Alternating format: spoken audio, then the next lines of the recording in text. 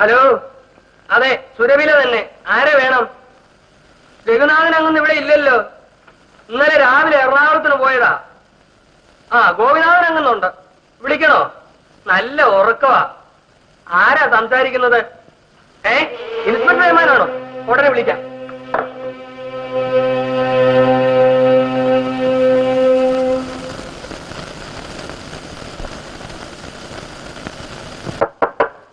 കൊച്ചങ്ങുന്നേ, കൊച്ചങ്ങുന്നേ, കൊച്ചങ്ങുന്നേ, കൊച്ചങ്ങുന്നേ, വരുന്നു.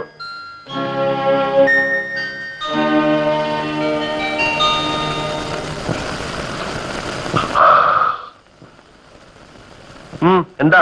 പോലീസ് സ്റ്റേഷനിൽ നിന്ന് ഫോണിൽ വിളിക്കുന്നു. പോലീസ് സ്റ്റേഷനിൽ നിന്നോ? അത് പുലർച്ചയ്ക്ക്? എന്നെ തന്നെയാണോ? വെല്ലിങ്ങന്നിനെ ചോദിച്ചു, ഇല്ലെന്ന് ഞാൻ പറഞ്ഞു.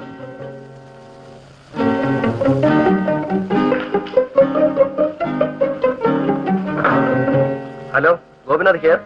മിസ്റ്റർ ഗോപിനാഥ്, ഈ അസമയത്ത് വിളിച്ച് ബുദ്ധിമുട്ടിക്കുന്നതിൽ ക്ഷമിക്കണം. നിങ്ങൾ ഉടൻ പുറപ്പെട്ടു വരണം. എറണാകുളം റോഡിൽ 10-ാം മൈലിൽ ഒരു പഴയ കെട്ടിടമുണ്ടല്ലോ. ആ സ്ഥലം SI അവിടെ ഉണ്ടായിരിക്കും. ആവശ്യം അവിടെ വരുമ്പോൾ മനസ്സിലാകും.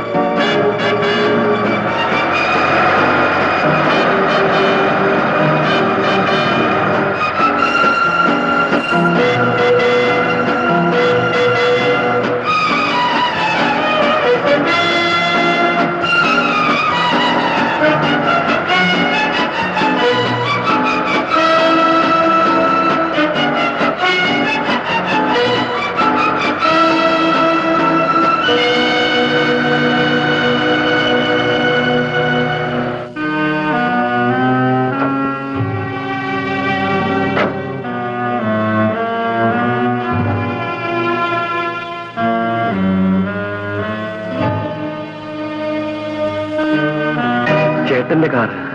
വരൂ.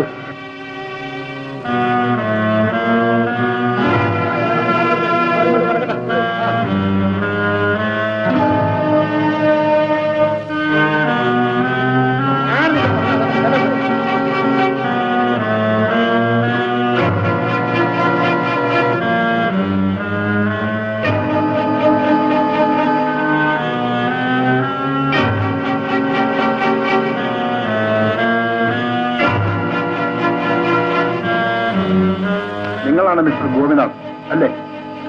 അതെ. വരണം.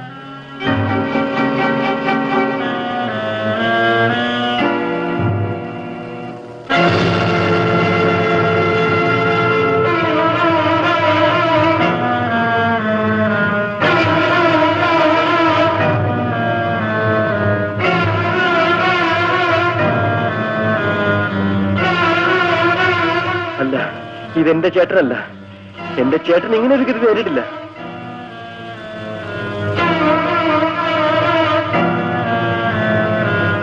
ഇതുപോലൊരു മോതിരം എന്റെ ചേട്ടനുണ്ടായിരുന്നു. ഇത് കാറിന്റെ ഫ്രണ്ട് സീറ്റിൽ കിടന്നതാണ്.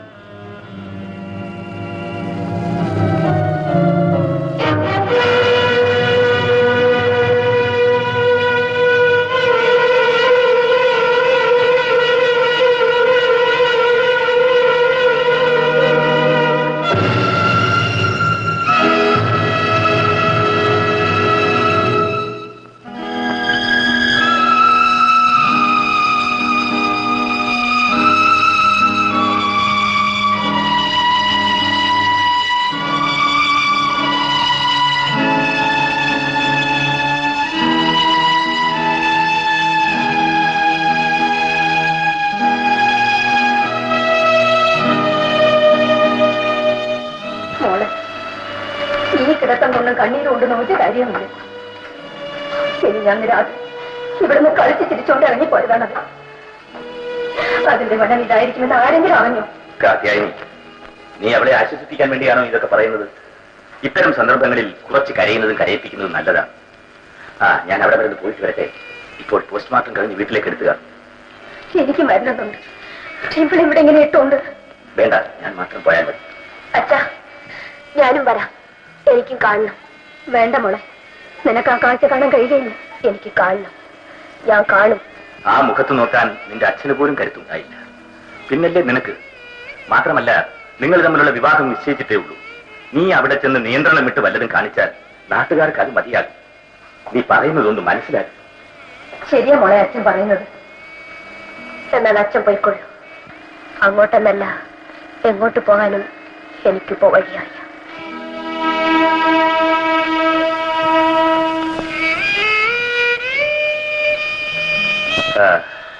ശരി, നീ വേഗം ഒരുങ്ങിക്കോ.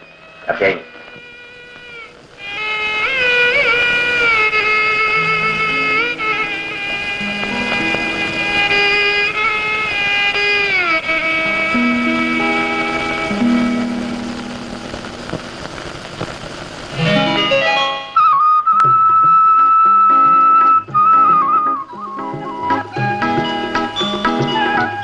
നിന്റെ കണ്ണുകൾ എന്നോട് പലതും ചോദിക്കുന്നു.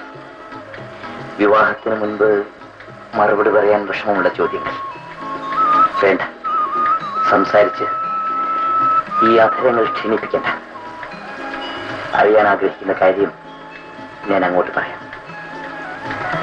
അടുത്ത ശുഭമുഹൂർത്തത്തിന്റെ ആദ്യത്തെ നിമിഷത്തിൽ ഈ കഴുത്തിൽ ഞാൻ താലി കെട്ടും.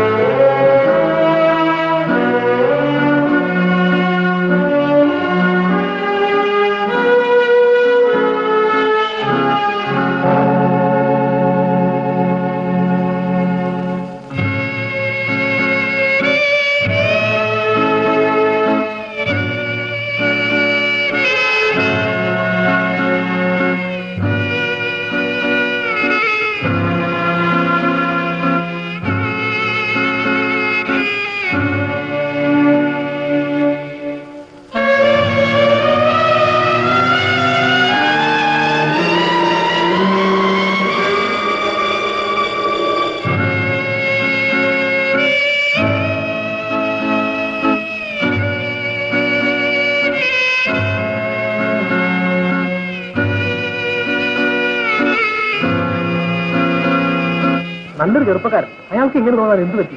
വാസ്തവത്തിൽ എനിക്ക് തീരെ വിശ്വസിക്കാൻ സാധിച്ചില്ല.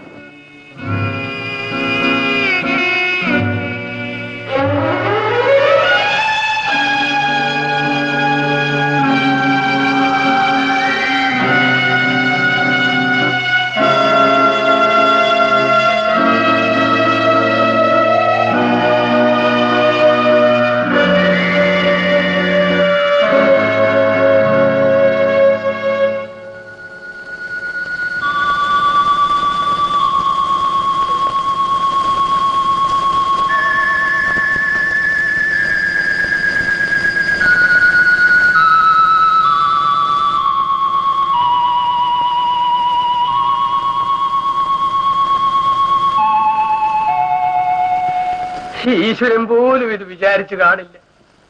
ഇങ്ങനെ ഒരു കടുങ്കൈ കാണിക്കാൻ ഇവിടെ എന്ത് കാരണമുണ്ടായെന്നാ എനിക്ക് മനസ്സിലാവാത്തത്. ആർക്കും അറിയാൻ മേലാത്ത അത് തന്നെയാണ് കുട്ടപ്പ. ഇവിടെ വല്ലതിനും ഒരു കുറവുണ്ടായിരുന്നു. സുമതിക്കുഞ്ഞിനെ അങ്ങോട്ടും രഘുക്കുഞ്ഞിനെ ഇങ്ങോട്ടും ഇഷ്ടവുമായിരുന്നു. ആർക്കും ഒരു എതിർപ്പും ഉണ്ടായിരുന്നില്ല. ആ കുഞ്ഞിന്റെ സ്ഥിതിയായി എടുക്കാനും വെക്കാനും ഇല്ലാത്തത്. കുട്ടപ്പൻ ചേട്ടാ, ഞങ്ങളൊരമ്മയ്ക്ക് പിറന്നവരല്ലെന്നുള്ളത് ശരിയാണ്. എന്നാലും ഞാൻ ഒരിക്കലും അങ്ങനെ ചിന്തിച്ചിട്ടില്ല. അങ്ങനെ ചിന്തിക്കാൻ അച്ഛനൊട്ട് വഴി വെച്ചിട്ടുമില്ല. പക്ഷെ ഇക്കാര്യത്തിൽ ഇപ്പോൾ നാട്ടുകാർ എന്നെയാ കുറ്റം പറയുന്നത്. പലപ്പോഴും ചേട്ടൻ അനാവശ്യമായി പണം ധൂർത്തടിക്കുന്നു കാണുമ്പോ ഞാൻ അല്പം ഉച്ചത്തിൽ സംസാരിച്ചു പോയിട്ടുണ്ട്. ചേട്ടാനുജന്മാര് തമ്മിലാകുമ്പോ അതൊക്കെ കാണും. പിന്നെ വലുതും പറയണമെന്നുള്ളവര് അത് പറയുകയും ചെയ്യും. ശരിയാണ്, ആരെന്ത് പറഞ്ഞാലും അത് കേട്ടോണ്ടിരിക്കാനുള്ള ന്യായമേ എനിക്കുന്നുള്ളൂ. കാര്യം കേട്ടപ്പോഴേ എനിക്കൊരു സംശയമുള്ളത് ഞാൻ പറയട്ടെ. ഇതിന്റെ പിന്നെ വല്ല രഹസ്യം ഉണ്ടെങ്കിൽ ആ സുമതി കുഞ്ഞ് അത് അറിയാതിരിക്കില്ല. ഞാൻ പറഞ്ഞത് വിട്ടിട്ടായോ?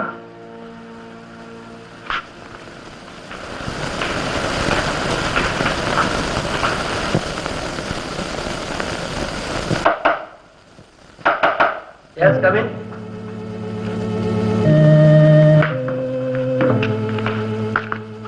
ചില വിവരങ്ങൾ ചോദിക്കാനുണ്ടായിരുന്നു. ഇരിക്കണം. മിസ്റ്റർ രഘുനാഥന് ശത്രുക്കളായ ആരെങ്കിലും ഉണ്ടായിരുന്നോ? എന്റെ അറിവിൽ അങ്ങനെ ആരെങ്കിലും ഉണ്ടെന്ന് തോന്നുന്നില്ല. മിസ്റ്റർ ഗോപിനാഥ്, സാഹചര്യവും പോസ്റ്റ്മോർട്ടം റിപ്പോർട്ടും വെച്ച് നോക്കുമ്പോൾ ഇതൊരു ആത്മഹത്യയാകാൻ ഇടയില്ല എന്നാണ് ഞങ്ങൾക്ക് തോന്നുന്നത്. എന്ത്? നിങ്ങളുടെ ചേട്ടൻ കൊല ചെയ്യപ്പെട്ടിരിക്കുന്നു. അപ്പോൾ ചേട്ടന്റെ കയ്യക്ഷരത്തിലുള്ള ആ എഴുത്തോ? അതൊരു പ്രശ്നമാണ്. എന്നാലും ഇതൊരു ആത്മഹത്യയാകാൻ ഇടയില്ല. അങ്ങനെ സംശയിക്കാൻ കാരണം? രഘുനാഥന്റെ തലയോട് പൊട്ടിയിട്ടുണ്ട്. അടിച്ചതോ ഇടിച്ചതോ ആകാം എന്നാണ് പറയുന്നത്. കത്തെഴുതിയ ന്യായം എന്തു തന്നെ ആയാലും രഘുനാഥനെ പോലെ ഒരാൾ ഇത്രയ്ക്ക് ഭീകരമായൊരു മാർഗം ആത്മഹത്യ ചെയ്യാൻ സ്വീകരിച്ചു എന്നുള്ളത് സംശയകരമാണ്. സംഭവ സ്ഥലത്ത് ഒന്നിലധികം കാലടികൾ കാണുന്നു എന്നത് മറ്റൊരു കാരണമാണ്. കാറിൽ ഉണ്ടായിരുന്നുവെന്ന് പറയപ്പെടുന്ന പണവും കാണുന്നില്ലെന്നത് വല്ല കള്ളസംഘവും ഇതിന്റെ പിന്നിൽ ഉണ്ടാവാൻ ഇടയുണ്ടെന്നും ചിന്തിപ്പിക്കുന്നു. ഇൻസ്പെക്ടർ, ഇത് സത്യമാണെങ്കിൽ ആരായിരുന്നാലും ആ കൊലയാളിയെ കണ്ടുപിടിക്കണം. അതിനുവേണ്ടി എത്ര പണം വേണമെങ്കിലും ഞാൻ ചെലവാക്കാൻ ഒരുക്കമാണ്.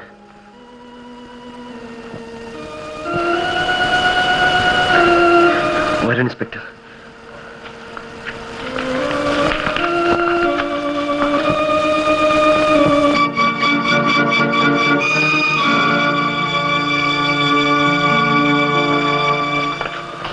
ഇൻസ്പെക്ടർ, എന്റെ ചേട്ടനെ പറ്റി ചിലതെല്ലാം പറയാനുള്ളത് കൊണ്ടാണ് ഞാൻ ഇങ്ങോട്ട് വിളിച്ചത്.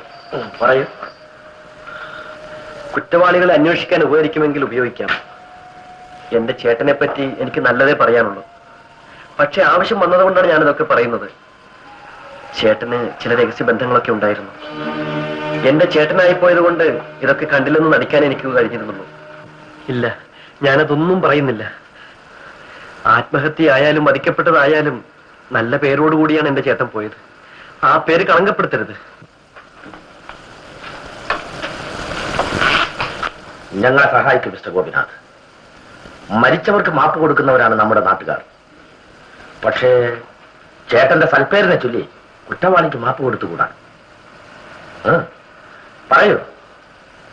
പറയൂ.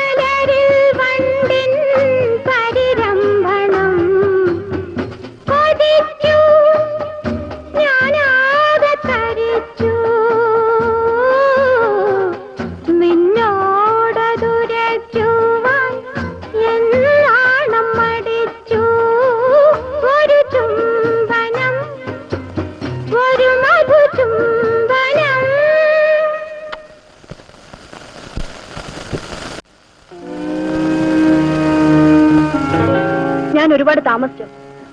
എന്നോട് എന്തെങ്കിലും ചോദിക്കാനുണ്ടോ? മിസ്റ്റർ രഘുനാഥിനെ അറിയാമോ? അദ്ദേഹം ആത്മഹത്യ ചെയ്തെന്ന് കേട്ടു. ആത്മഹത്യ ചെയ്യാനുള്ള കാരണം? അത് ഞാൻ എങ്ങനെയാ അറിയുന്നത്? സത്യം വൈകി പറയുന്നത് കൊണ്ട് നാശവും നഷ്ടവുമേ ഉണ്ടാകും. പറയൂ. ഞാൻ നിരപരാധിയാണ് സാർ. ആയിരിക്കാം. എന്നെ കൂടി വിശ്വസിപ്പിക്കൂ. മരിക്കുന്നതിന് 2 ദിവസം മുൻപ് ഞങ്ങൾ തമ്മിൽ പിണങ്ങിയാണ് പിരിഞ്ഞത്. പിണങ്ങാൻ മാത്രം ഇണക്കത്തിലായിരുന്നു നിങ്ങൾ, അല്ലേ? അതെ സാർ. അദ്ദേഹം എന്നെ വിവാഹം ചെയ്തു കൊള്ളാമെന്ന് പറഞ്ഞതാണ്. പിണങ്ങാൻ കാരണം? അദ്ദേഹം സുമതി എന്നൊരു പെൺകുട്ടിയെ വിവാഹം ചെയ്യാൻ പോകുന്നെന്ന് ഞാൻ കേട്ടു. പിണങ്ങാൻ അത്രയും കാരണം മതി. പക്ഷേ ആത്മഹത്യ ചെയ്യാൻ അത് മതിയാവുകയില്ലല്ലോ. എന്താ ഒന്നും മിണ്ടാത്തത്?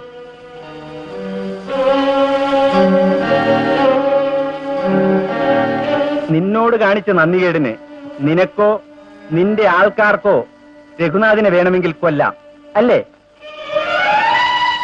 എവിടെ നിന്റെ ചേട്ടൻ? കുറച്ചു ദിവസങ്ങളായി ഞാൻ കണ്ടിട്ടില്ല. അന്വേഷിച്ചില്ലേ? ഇല്ല. കാരണം? എന്റെ ചേട്ടൻ അങ്ങനെയാണ്. എവിടെ പോകുന്നു എന്ന് പറയാറില്ല. എവിടുന്ന് വരുന്നുവെന്ന് ഞാൻ തിരക്കാറുമില്ല. കാശിന് ആവശ്യമുള്ളപ്പോൾ എന്റെ അടുത്ത് വരും, വാങ്ങിക്കും, തിരിച്ചു പോകും. ഓഹോ. രഘുവും നീയും തമ്മിലുള്ള ബന്ധത്തെ പറ്റി അയാൾക്കറിയാമല്ലോ. അറിയാം. അപ്പോൾ നിന്നെ വഞ്ചിച്ചവനോട് അയാൾ പ്രതികാരം ചെയ്തിരിക്കാമല്ലോ. ഇല്ല. എന്ന് നിനക്കെങ്ങനെ അറിയാം? രഘുവിനെ എന്റെ ചേട്ടൻ ഒരിക്കലും ഇഷ്ടപ്പെട്ടിരുന്നില്ല. രഘുനാഥിന്റെ കല്യാണക്കാര്യം അറിഞ്ഞപ്പോൾ എന്തായിരുന്നു നിന്റെ ചേട്ടന്റെ പ്രതികരണം? കൊല്ല ഒഴിഞ്ഞു എന്ന് പറഞ്ഞു.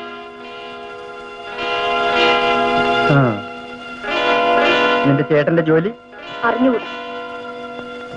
സ്വന്തം കാമുകനെയും നിന്റെ ചേട്ടനെയും പറ്റി നിനക്ക് അറിഞ്ഞുകൂടാത്ത ചില കാര്യങ്ങളാണ് എനിക്കറിയേണ്ടത്. അത് അന്വേഷിച്ചറിഞ്ഞിട്ട് ഞാൻ വീണ്ടും വന്ന് കാണാം.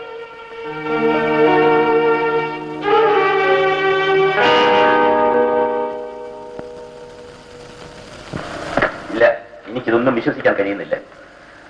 ചേട്ടനുമായി അവൾക്ക് ബന്ധമുണ്ടായിരുന്നുവെന്ന് അവൾ ഇൻസ്പെക്ടറോട് സമ്മതിച്ചു കഴിഞ്ഞു. പക്ഷേ ചേട്ടന്റെ മരണത്തെക്കുറിച്ച് യാതൊന്നും അറിഞ്ഞുകൂടെന്നാണ് പറയുന്നത്. നിന്നേക്കാൾ ഏറെ നിന്റെ ചേട്ടനെ എനിക്കറിയാം. ഇതൊരു കള്ളക്കഥയാണ്. അമ്മാവൻ തെറ്റിദ്ധരിക്കരുത്. വേണ്ടതിനും വേണ്ടാത്തതിനുമൊക്കെ സംഭാവനയും സഹായവും നൽകി നാട്ടുകാരുടെ മുമ്പിൽ നല്ലവനായി നടന്ന ചേട്ടന്റെ മറുവശം കാണാൻ ആർക്കും കഴിഞ്ഞില്ല.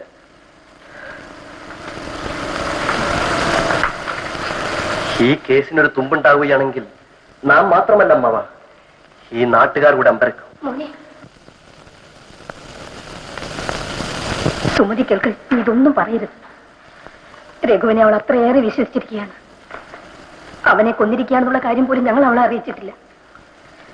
നല്ല കാലത്തിന് അവളിപ്പോൾ പത്രം നോക്കാനോ വായിക്കാനോ നിൽക്കാറില്ല. ഞാൻ സുമതി ഒന്ന് കണ്ടിട്ട് വരാം.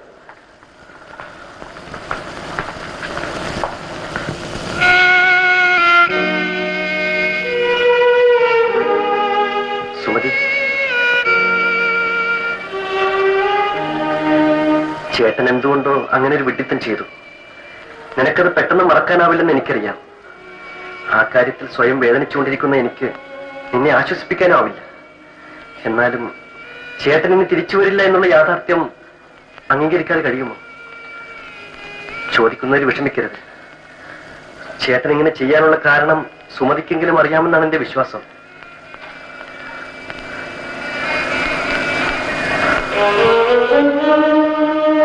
പറയൂ, നീയാണതിന് കാരണമെന്ന് പറയാൻ മാത്രം ഞാനത്ര വിഡ്ഢിയല്ല. ചേട്ടാ, എന്നോട് സംസാരിക്കാതിരിക്കൂ. എന്നോടൊന്നും ചോദിക്കേണ്ട. എനിക്കൊന്നും അറിഞ്ഞുകൂടാ. സുമതി, ദയവ് ചെയ്ത് അവിടെ നിന്ന് പോകൂ. സുമതി, സുമതിയെ വിഷമിപ്പിക്കാൻ എനിക്ക് ആഗ്രഹമില്ല. ചേട്ടന്റെ മരണത്തിന്റെ പിന്നിൽ വലിയ രഹസ്യങ്ങൾ ഉണ്ടെന്നാണ് പറഞ്ഞു കേൾക്കുന്നത്. ഉണ്ടെങ്കിൽ അത് തെളിയിക്കാൻ സുമതിയുടെ സഹായം ആവശ്യമായി വരും. ഞാൻ പോകുന്നു.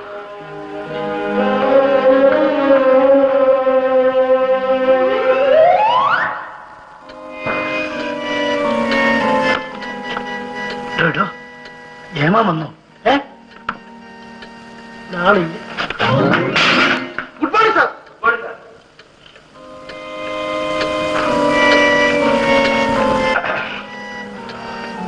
നിങ്ങളോടാണ് ഞാൻ ഗുഡ് മോർണിംഗ് പറഞ്ഞത്. ഏമാനാണോ? ഏമാൻ വന്നില്ലേ? ഇല്ല, ഇന്ന് സാറാണ് ഇവിടുത്തെ ഏമാൻ. ഓഹോ, ഞാൻ ഏമാനായോണ്ടായിരിക്കും വെറും തോക്ക് പാറാൻ നിൽക്കുന്നത്. ഉത്തരവ് ചിരിക്കുന്നു.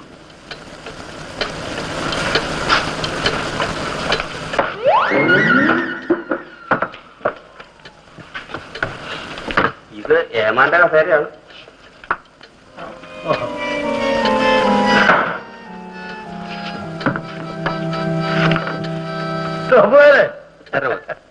തന്നെ ഞാൻ ശകാരിച്ചത് സാരമില്ല. ആ കളവ് കേസിലെ പ്രതി ഉണ്ടല്ലോ, എന്തോ അവളുടെ പേര്? നിലാവോ, നിഴലോ, വാവോ, അമ്പിളി? എന്ത് കുന്തോങ്കിലും ആട്ടെ, അവള് സമ്മതിക്കുന്ന ലക്ഷണമില്ലല്ലേ? ഒരു രക്ഷയുമില്ലേ സാറേ. ഈ പീറ കേസെങ്കിലും നമ്മൾ തെളിയിച്ചില്ലെങ്കിൽ ആ രഘുനാഥന്റെ കേസുണ്ടല്ലോ, അതിന്റെ കച്ചി തുടക്കില്ലേ ഏമാൻ?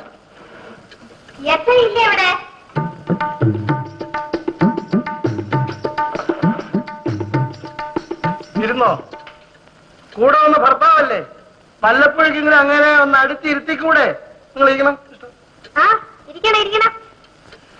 കേട്ടോ മാധവിക്കുട്ടിയമ്മേ, ഞങ്ങൾ പഠിച്ച പണി 18 പയറ്റ് നോക്കും. എന്തായിട്ട് അവൾ അങ്ങോട്ട് സമ്മതിക്കുന്നില്ല. ഒരു പക്ഷെ അവൾ എടുത്തതല്ലെങ്കിലോ? അതാ സാറേ ഞാനും. നിങ്ങൾ ചെയ്യേണ്ട കാര്യം ഒന്നും ചെയ്ത് കാണത്തില്ല, പിന്നെ എങ്ങനെയാ അവള് സത്യം പറയാ? അല്ലെങ്കിലേ ആണുങ്ങളെ മയക്കാൻ വലിയ വിരുദുള്ളതാ. ഞാനൊരു കാര്യം പറയാം. അപ്പോഴേ പോയി അവളെ വിളിച്ചിറങ്ങി കൊണ്ടുവരണം. എന്റെ സാറേ സത്യം പറഞ്ഞാൽ ഇറങ്ങി വരണം. സത്യം അവള് പറഞ്ഞോളൂ, അതിനാ അവളെ ഇവിടെ കൊണ്ടുവന്നിരിക്കുന്ന. അമ്പിളി അമ്പിളി ഇവിടെ വല്ല അമാവാസ എന്നാ പറ്റിയാ വിളിക്കുന്നത്. പിന്നെ കൊച്ചിന് പാല് കൊടുക്കുമ്പോഴൊന്നും ചോദിച്ചാൽ അവള് സത്യം പറയത്തില്ല. കുഞ്ഞെ സത്യം പറയണം, നീ ആ മാല എടുത്തോ? അയ്യോ കഷ്ടം, അവള് കരയുന്നുണ്ടല്ലേ മാധവിക്കുട്ടിയമ്മേ. അവൾ എടുത്തിരിക്കില്ല കേട്ടോ. ഇല്ലെന്നേ, അവൾ എടുത്തിട്ടില്ല. നിങ്ങൾ എന്ത് വിവരക്കേടാ പറയുന്നേ മനുഷ്യ? അപ്പോഴേ ഇതുപോലെ കേസിനെ പറ്റി ഞാൻ പറയാം. ആ ഭാഗവമ്മയുടെ കേസ് എന്തായി? അതിപ്പോ വാദി പ്രതിയായിരിക്കുന്നു. ആവണമല്ലോ. ഇലക്ഷൻ തോക്കുമെന്നറിഞ്ഞപ്പോൾ കൽപ്പിച്ചു കൂട്ടിയ ഒരു ഗർഭിണിയെ അയാളെ വീട്ടുപടിക്കലിരുത്തി അയാളെ ചീത്തയാക്കിയിട്ട് ഇയാൾക്ക് ജയിക്കാൻ. എന്നിട്ട് എന്ത് ഫലം? നമ്മുടെ ഏമാൻ അവളെ മുറ പോലെ അങ്ങ് ചോദിച്ചപ്പോ മുറ പോലെ അങ്ങ് ചോദിച്ചപ്പോ അവള് കിളി പോലെ അങ്ങ് പറഞ്ഞു, ഒന്ന് ഏമാനെ എനിക്ക് ഗർഭമില്ല, ഞാൻ മച്ചിയാണ്, ആ ഭാർഗവം പിള്ള പണം തന്ന് എന്നെ കൊണ്ട് പറയിപ്പിച്ചതാണ് എന്ന്. എന്നിട്ട് എന്തുണ്ടായി?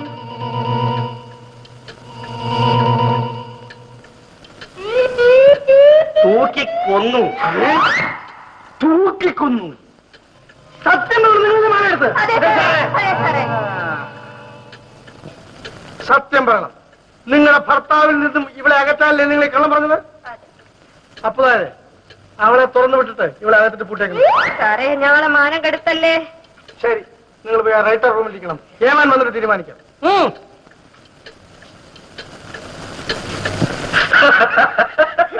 എന്താ പേരിച്ചിരിക്കുന്നത്? ഒരു സംശയം ചോദിച്ചോട്ടെ, സാറിന് ഈ ഐഡിയ എവിടെ നിന്ന് കിട്ടി? അപ്പോഴായോണ്ടായോണ്ട് ഞാൻ തുറന്നു പറയാം. ഞാനും ഭാര്യയുമായിട്ട് ഈ കേസിനെ പറ്റി രാവിലെ ഒന്ന് ഡിസ്കസ് ചെയ്തിരുന്നു.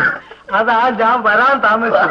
സത്യം പറയാപ്പോഴേ എന്റെ നിലനിൽപ്പ് തന്നെ അവളുടെ ഒരു ഉറപ്പിന്റെ പുറത്താകണം. ഹലോ, അതുകൊണ്ട് ഹലോ, ഉത്തരവ് കൊണ്ടുവന്നോട് നിർത്തിയിട്ടുണ്ട്. ഉത്തരവ് വരാൻ താമസിക്കോ? ഉത്തരവ് ഇവിടെ കാണും, ഇവിടെ കാണും.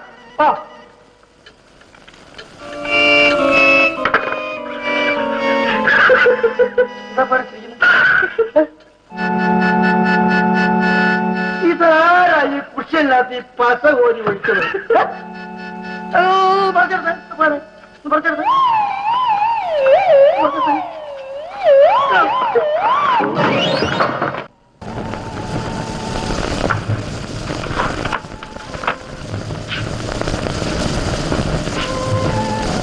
ഇത്രയും സാധനങ്ങൾ ഞങ്ങൾ കൊണ്ടുപോകണം. അത് ചേട്ടന്റെ സ്വകാര്യ ഡയറിയാണ്. ഇവയാണ് പ്രധാനമായും ഞങ്ങൾക്ക് ആവശ്യം. ഏമാനെ, അവർക്ക് 2 അമ്മമാരായിരുന്നെങ്കിലും ഒരൊറ്റ അച്ഛനേ ഉണ്ടായിരുന്നുള്ളൂ എന്നുള്ളത് വാസ്തവം. ആ രക്ത ഇരട്ടക്കൂറ് അവരുടെ സ്നേഹത്തിലും ഉണ്ടായിരുന്നു. ഈ അടുത്ത കാലത്ത് അവർ തമ്മിൽ വല്ല വഴക്കുണ്ടായോ? ദേഷ്യം വരുമ്പോ തമ്മിൽ വല്ലതുമൊക്കെ പറയുന്നല്ലാതെ വഴക്കൊന്നും കൂടിയതായിട്ട് കുട്ടപ്പൻ അറിയില്ലേ. ഈ വഴക്ക് എന്ന വാക്കിന്റെ അർത്ഥം അറിയാമോ? ഓ, നാവ് വഴയുമ്പോ പിന്നെ കയ്യും കാലും എടുത്ത് വർത്തമാനം പറയാൻ തുടങ്ങും. അതാ വഴക്ക്. ഏത് കാര്യത്തിലായിരുന്നു അവർ തമ്മിൽ എതിർപ്പ്? ആ സദാനന്ദം മുതലാളിയുടെ കൂട്ടുചേർന്നുള്ള ഇടപാടിന്റെ കാര്യത്തിൽ അയാൾ കള്ളനാണ്, ചതിയനാണ് എന്ന് പൊച്ചങ്ങുന്നു. അല്ലെന്നും അല്ലെന്നും വെല്ലുങ്ങുന്നു. മരിക്കുന്നതിന് 2 ദിവസം മുമ്പ് അതൊന്നും അങ്ങോട്ട് ആളിക്കത്തി. ഞങ്ങളൊക്കെ പേടിച്ചു പോയി. എന്നിട്ട് കൊച്ചെന്ന് ആളിക്കത്തിയപ്പോ വെല്ലങ്ങന്ന് വെള്ളമായി മാറി ഒഴുകിപ്പോയി. അതിനുശേഷം അവർ തമ്മിൽ കാണുകയോ സംസാരിക്കുകയോ ചെയ്തോ? ചെയ്തോന്ന്. അന്ന് രാത്രി കുട്ടപ്പനല്ലേ അവർക്ക് ചോറ് വിളമ്പി കൊടുത്തത്. എന്തൊരു സ്നേഹമായിരുന്നു. മല പോലെ വന്നത് മഞ്ഞുപോലെ ആയി എന്ന് പറഞ്ഞ പോലെ തോന്നി കുട്ടപ്പന്. ശരി, പോയിക്കോളൂ. ആവശ്യമുള്ളപ്പോൾ വിളിപ്പിക്കാം. വിളിച്ചില്ലെങ്കിലും ഇങ്ങോട്ടായതുകൊണ്ട് വന്നോളാം.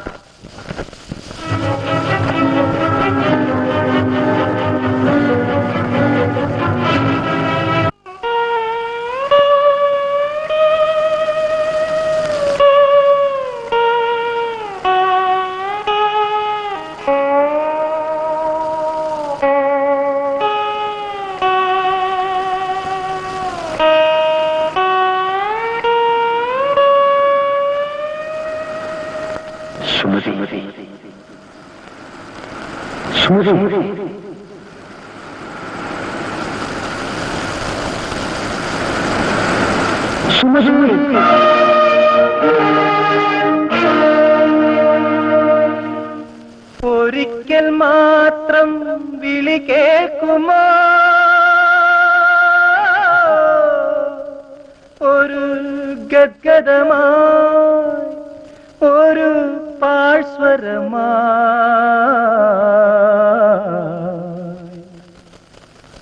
ഒഴുകി വരുന്നു ഞാൻ.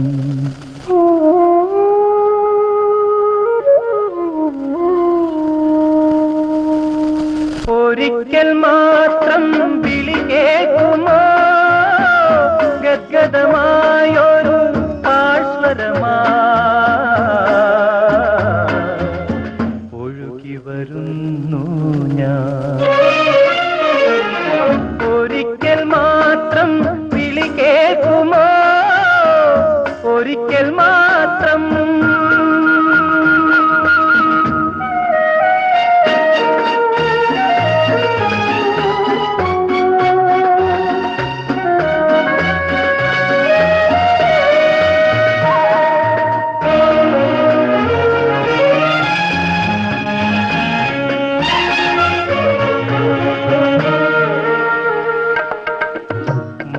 മരീചിക തേടിയലഞ്ഞു ശോകത്തിൻ മരുഭൂവിൽ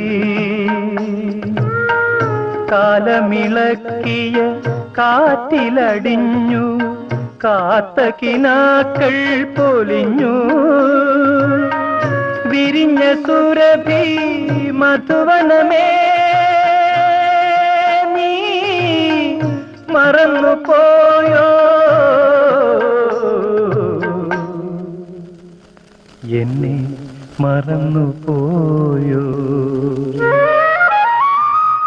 ഒരിക്കൽ മാത്രം വിളി കേൾക്കുമോ ഒരിക്കൽ മാത്രം.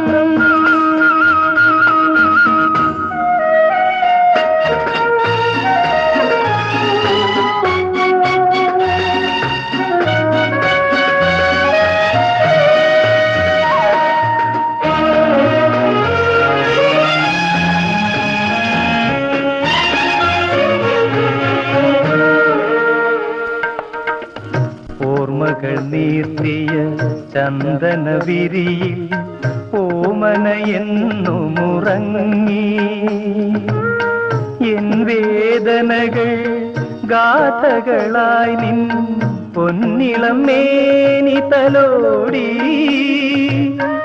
കനിഞ്ഞു നൽകിയ ഹൃദയവുമായി നീ അകന്നു പോയോ എന്നെ വെടിഞ്ഞു പോയോ? ഒരിക്കൽ മാത്രം വിളി കേൾക്കുമോ ഗദ്ഗദമായൊരു പാഴ്സ്വരമാ ഒഴുകി വരുന്നു ഞാൻ. ഒരിക്കൽ മാത്രം വിളി കേൾക്കുമോ ഒരിക്കൽ മാത്രം.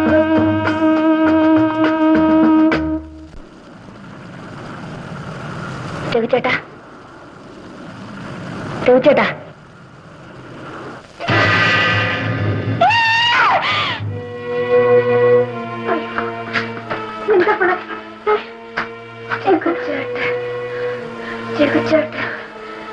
രഘുചേട്ടാ, അയ്യോ, ഒന്ന് ഡോക്ടറെ വിളിക്കൂ.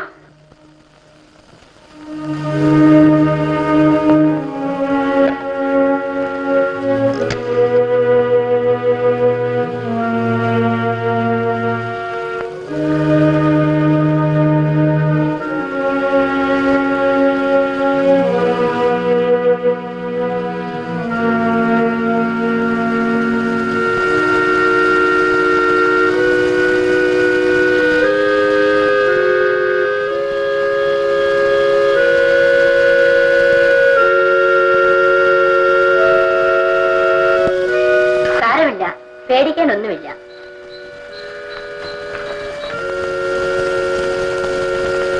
മിസ്റ്റർ മേനോൻ, മകളുടെ ശാരീരികമായ അസ്വസ്ഥത്തെ കുറിച്ച് ഉത്കണ്ഠയ്ക്ക് അവകാശമില്ല. പെട്ടെന്നുണ്ടായ ഈ ആഘാതത്തിൽ നിന്നും അവളെ രക്ഷിക്കണം. അതിന് ഔഷധത്തെക്കാൾ ഫലം ചെയ്യുക നമ്മുടെ പ്രവൃത്തികളാണ്. ഞങ്ങൾ എന്ത് ചെയ്യുന്നുണ്ടാക്കും? രഘുവിനെ ദഹിപ്പിച്ച ചിതയിൽ വീണ് അവളെ മനസ്സ് വേവുകയാണ്. അവൾക്കിപ്പോ ജീവിതത്തെ പറ്റി അശേഷം ചിന്തയില്ല മിസ്റ്റർ മേനോൻ. കുറച്ച് ദിവസങ്ങളായി അവൾ ആരോടും സംസാരിക്കുന്നത് പോലുമില്ല. അവളിപ്പോൾ ഇഷ്ടപ്പെടുകയില്ലായിരിക്കും. എന്നാലും എതിർക്കാൻ തോന്നാത്ത വിധത്തിലുള്ള ഒരു യുവാവിനെ അവളെ മുൻപിൽ കൊണ്ട് നിർത്താമോ? എന്ന് പറഞ്ഞാൽ അവളെ ശരിക്കും മനസ്സിലാക്കാൻ കഴിവുള്ള ഒരാളെ. വിവാഹകാര്യമാണോ ഡോക്ടർ പറയുന്നത്? അതെ, പക്ഷെ അടിച്ചേൽപ്പിക്കരുത്. ആലോചിക്കൂ. ഞാൻ രാത്രി വീണ്ടും ഈ വഴിക്ക് വരാം. ശരി ഡോക്ടർ. വേണം.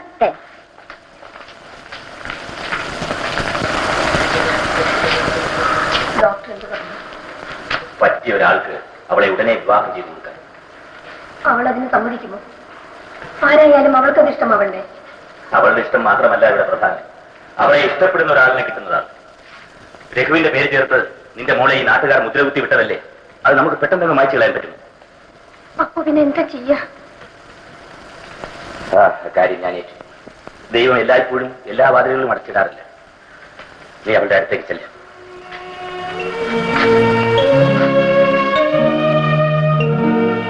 ചേട്ടനെ പോലെ അങ്ങയെ അമ്മാവ എന്ന് വിളിക്കാൻ എനിക്ക് അവകാശം കുറയും. എന്നാലും ഞാൻ വിളിക്കട്ടെ. അമ്മാവ, സുമതിയെ വിവാഹം ചെയ്യുക എന്ന തെറ്റ് ഞാൻ ചെയ്യുകയില്ല. ചേട്ടൻ ജീവിച്ചിരിപ്പുണ്ടെങ്കിൽ അതൊരു തെറ്റാണെന്ന് പറയാം.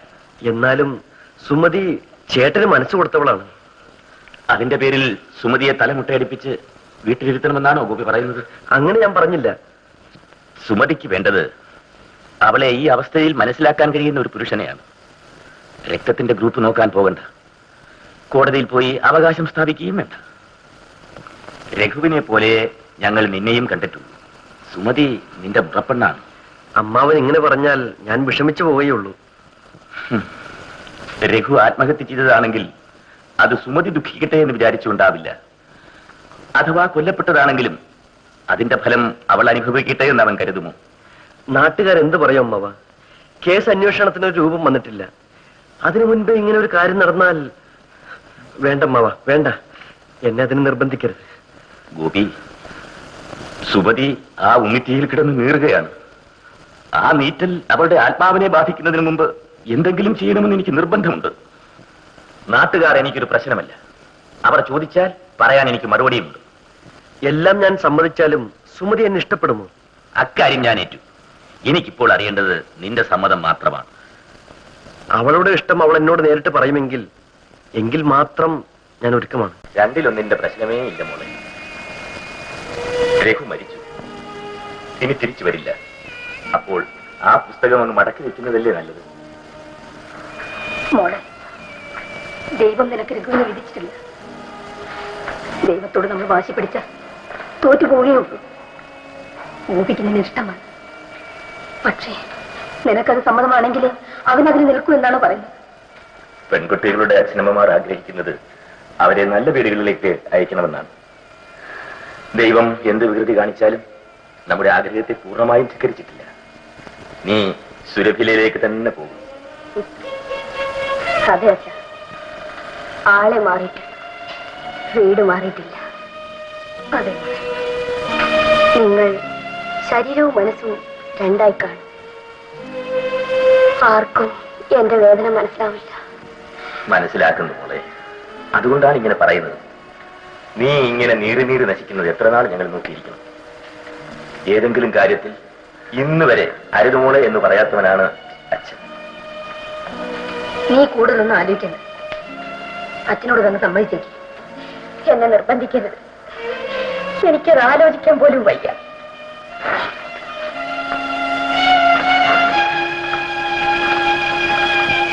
മോളെ, നിന്നെ വേദനിപ്പിക്കണമെന്ന് ഞങ്ങൾക്ക് വിചാരം ഉണ്ടായിട്ടാണോ? കാർത്യായനി, നീ അവളോട് പറഞ്ഞേക്ക്, ഞാൻ ഈ വിവാഹം തീരുമാനിക്കാനും നടത്താനും പോവുകയാണ്. അച്ഛാ,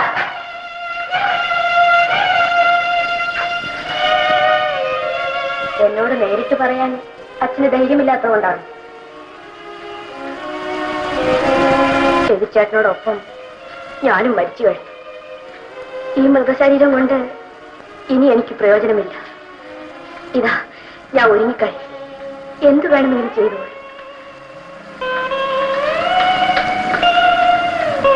അമ്മേ, ഗോവിച്ചേട്ടനോട് വരാൻ പറയൂ. എന്റെ സമ്മതം ഞാൻ അറിയിക്കാം.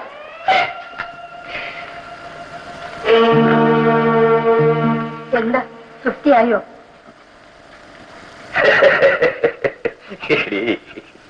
നിന്റെ മോൾ അങ്ങനെ പറഞ്ഞില്ലെങ്കിലേ എനിക്ക് അത്ഭുതമുള്ളൂ. ഞാൻ പെട്ടെന്ന് ചത്തെന്ന് വെച്ചു. അപ്പോൾ നീ പറയുമോ, നന്നായി, ഇപ്പോഴെങ്കിലും മനുഷ്യന് സ്വസ്ഥമായി കഴിഞ്ഞുകൂടാമല്ലോ. നിങ്ങൾ എന്താണ് ഈ പറയുന്നത്? തമാശയാണോ ഭ്രാന്താണോ? നിന്റെ മോളെ കല്യാണം കഴിയുമ്പോ ഈ ദുഃഖവും വാശിയും ഒക്കെ മാറും എന്ന് മാത്രമേ ഇത് പറയാൻ അർത്ഥമുള്ളൂ. മനസ്സിലായോ?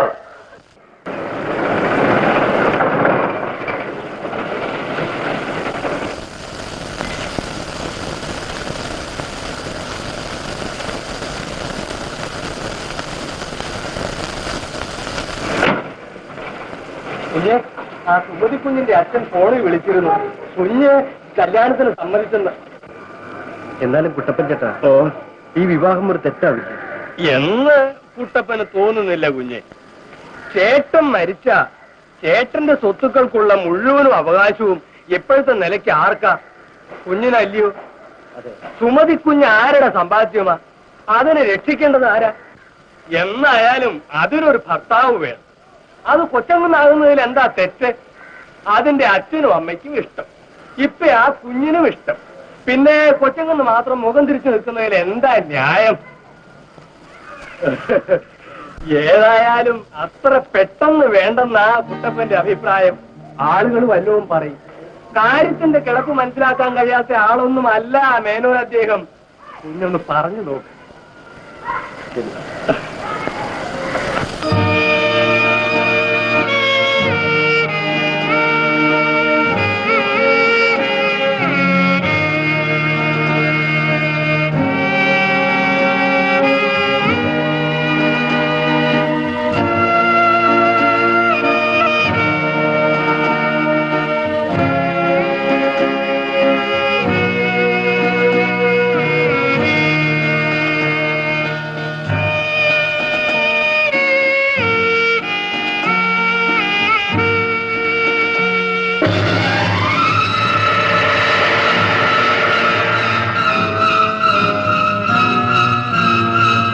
സുമതി, എനിക്ക് നശിച്ചു നിൽക്കാൻ സമയമായില്ലേ?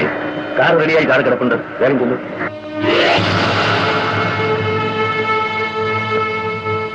സമയമായി, വേഗം ചെല്ലേ.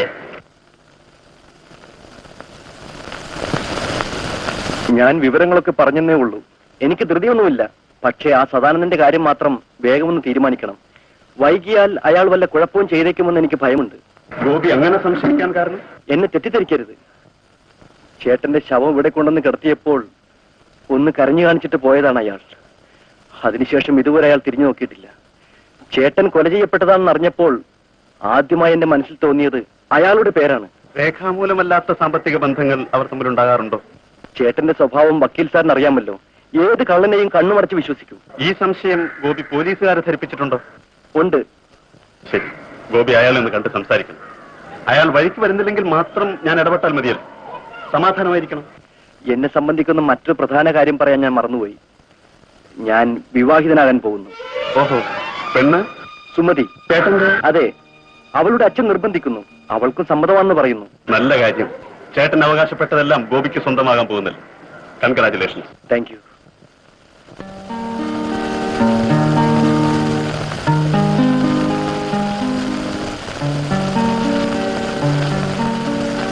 എന്ത് പറ്റി? വണ്ടി കേടായി. ഞാൻ പോയി ടാക്സി വിളിച്ചിട്ട് വരാം.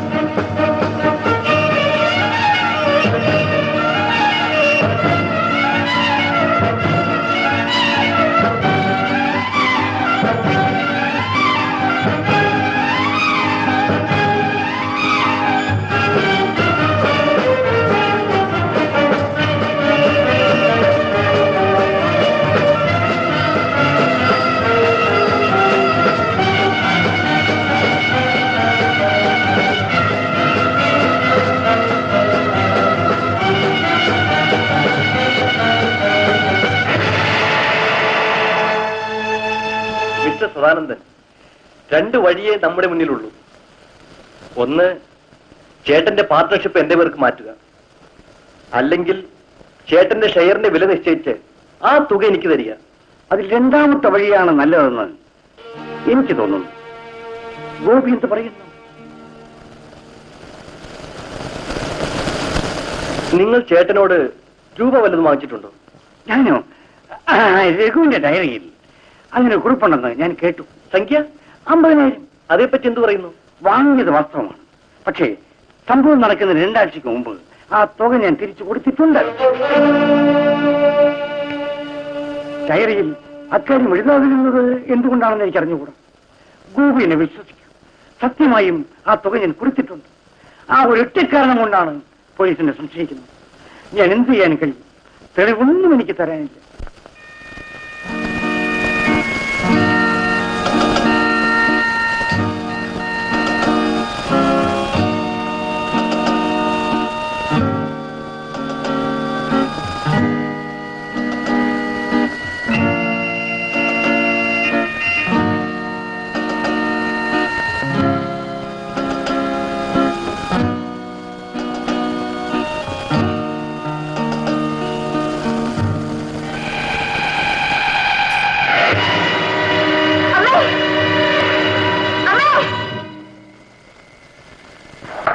മോളെ, എന്ത് പറ്റി മോളെ? എന്ത് പറ്റിയെന്ന് പറയൂ.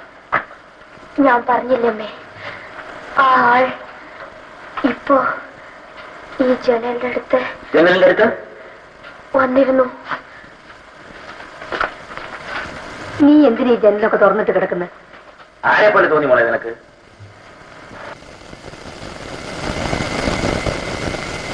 അമ്മേ, എന്താ മോളെ? എനിക്കൊരു സംശയം. ആ ആൾ ചെക്കുചേട്ടനെ പോലെ തന്നെ ഇരിക്കുന്നു അമ്മേ. നിന്റെ തോന്നലായിരിക്കും. ഇവിടെ ആര് വരാനാ? അങ്ങനെ വന്നാൽ തന്നെ അത് രഘുവെന്നത് എങ്ങനെയാ? ഇവളിവിടെ തന്നെ കിടക്കണ്ട. മീനാക്ഷിയോട് ഇവിടെ വന്ന് കിടന്നോളാം പറ. വേണ്ട ചാ, എനിക്ക് പേടിയൊന്നുമില്ല. ഞാനെന്നാൽ ജനൽ അടച്ചേക്കാം. വേണ്ടക്ക, ഞാൻ അടുത്തോളാം.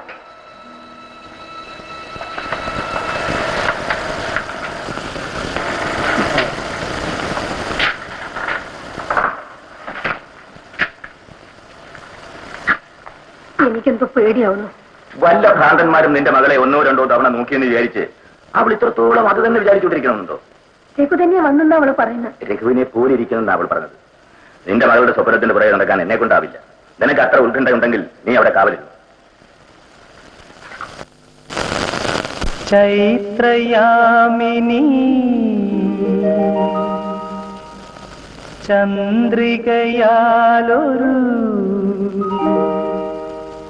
ചിത്രനീരാളം വിരിച്ചു.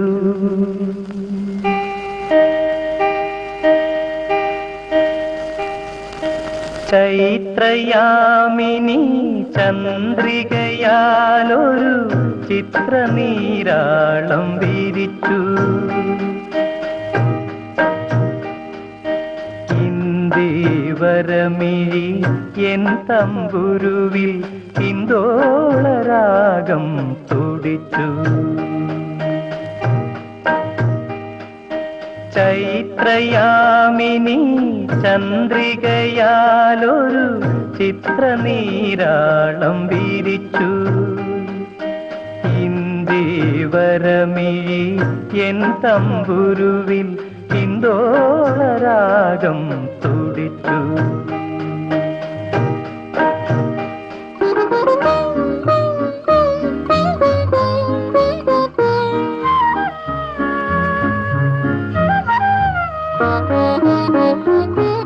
സപ്തസ്വരങ്ങളാൽ കോരിത്തരിക്കുന്ന സപ്തതന്ത്രിയെ പോലെ.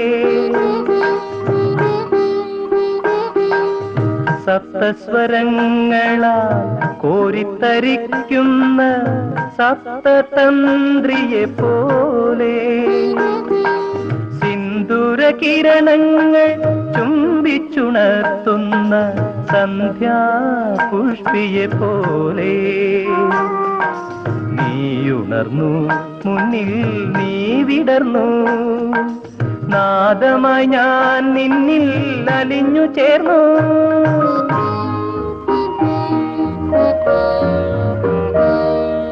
ചൈത്രയാമിനി ചന്ദ്രികയാലൊരു ചിത്രനീരാളം വിരിച്ചു. ഇന്ദീവരമിഴി എൻ തമ്പുരുവിൽ ഇന്ദോളരാഗം തുടിച്ചു.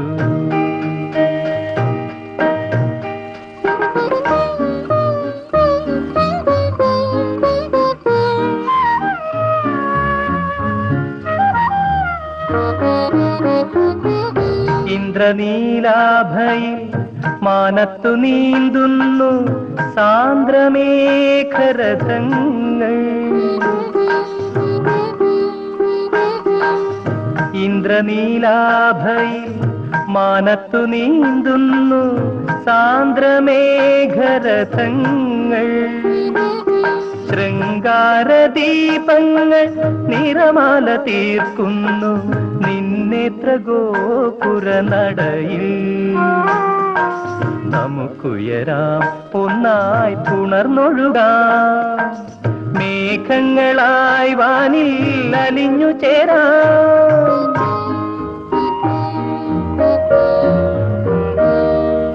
ചൈത്രയാമിനി ചന്ദ്രികയാലൊരു ചിത്രനീരാളം വിരിച്ചു.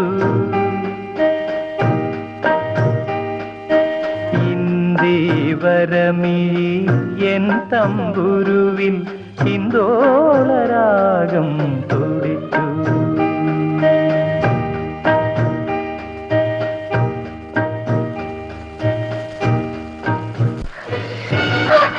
സുമതി, ഞാനാണ് നിന്റെ രഘുചേട്ടൻ. ഇതാ നോക്കൂ. അല്ല അല്ല, അദ്ദേഹം മരിച്ചു, ആത്മഹത്യ ചെയ്തു. ഇല്ല സുമതി, ഞാൻ ഒരിക്കലും ആത്മഹത്യ ചെയ്തിട്ടില്ല. എന്നെ കൊന്നതാണ്. എന്നാലും മരിച്ചാൽ ഭയപ്പെടേണ്ട സുമതി, എന്നെ വിശ്വസിക്കൂ.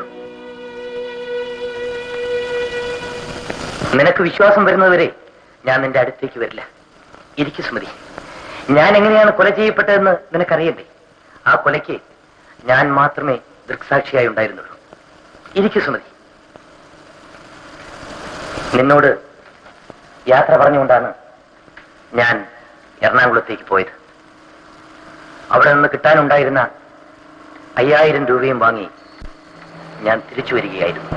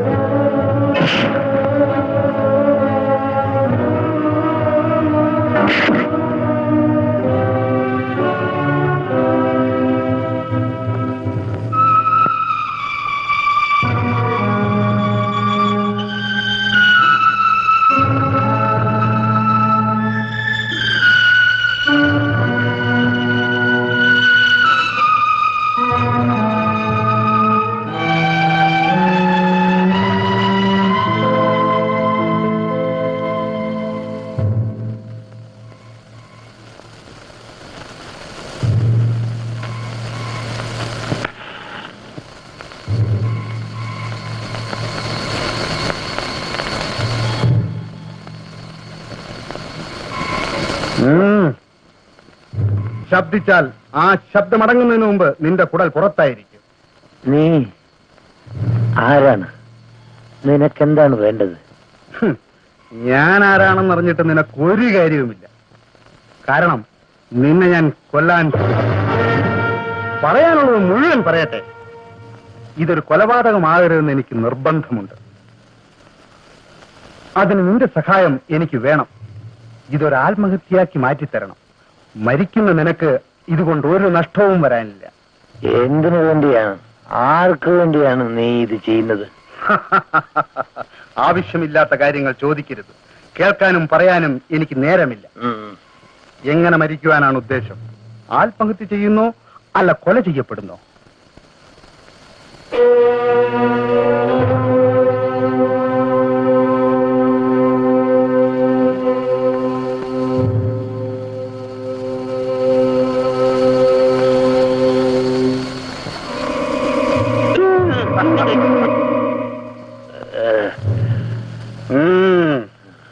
ഇങ്ങനെ ഈ ഉടലാകെ വ്രണങ്ങൾ ഉണ്ടാക്കി നിന്നെ ഞാൻ കൊല്ലും. അതുകൊണ്ട് ആത്മഹത്യ ചെയ്യുന്നതാണ് നിനക്ക് നല്ലത്. എന്നാൽ വേദനിച്ച് പിടയാതെ മരിക്കാം. അതിന് ഞാനെന്ത് ചെയ്യണം?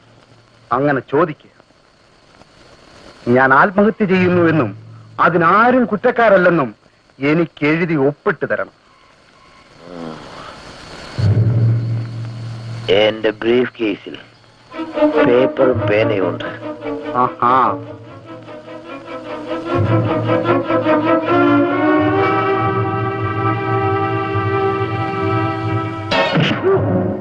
എടാ, മരിക്കാൻ നേരത്തെങ്കിലും മനുഷ്യൻ ബുദ്ധി കാണിക്കണം. ഒരാത്മഹത്യയുടെ സൗകര്യത്തോടു കൂടി നിന്നെ കൊല്ലാമെന്ന് വിചാരിച്ചപ്പോൾ നിനക്കത് വേണ്ട.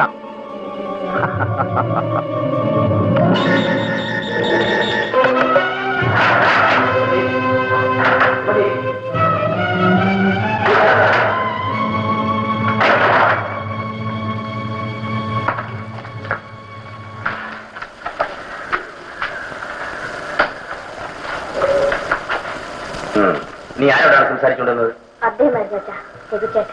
രഘുചേട്ടൻ. ഓ, നിനക്ക് ഭ്രാന്ത് തന്നെയാണ്. മരിച്ചുപോയാൽ ഇവിടെ ഇങ്ങനെ വരുന്ന സംസാരിക്കാനാ? രവിചേട്ടൻ ആത്മഹത്യ ചെയ്തെന്നാണോ നിങ്ങൾ പറയുന്നത്? അതെ.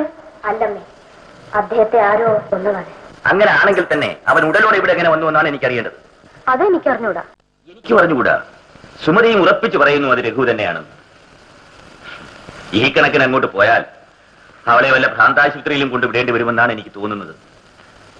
ആരോ സംസാരിക്കും നിങ്ങൾ കേട്ടെന്ന് പറഞ്ഞില്ലേ? അതെ, ഞാൻ ആത്മഹത്യ ചെയ്തതല്ല, എന്നെ ആരോ കൊലപ്പെടുത്തിയതാണ് എന്നൊക്കെ അവൻ പറഞ്ഞുവെന്ന്. എന്തായാലും ഇതിന്റെ പിന്നിൽ അപകടമുണ്ട്. പോലീസിൽ അറിയിച്ച് അവനെ പിടിക്കാൻ ഏർപ്പാട് ചെയ്യണം.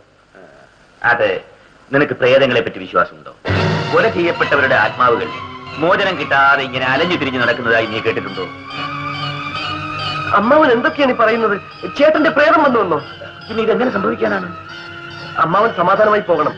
സുമതിയെ ഒറ്റയ്ക്കൊരു മുറിയിൽ കഴിയാൻ അനുവദിക്കരുത്. ഇനി അങ്ങനെ വല്ലതും സംഭവിക്കുകയാണെങ്കിൽ നമുക്ക് എന്തെങ്കിലും ചെയ്യാം. നിഴൽ കണ്ട് നോക്കെടുക്കുന്ന എന്തിനാണ്?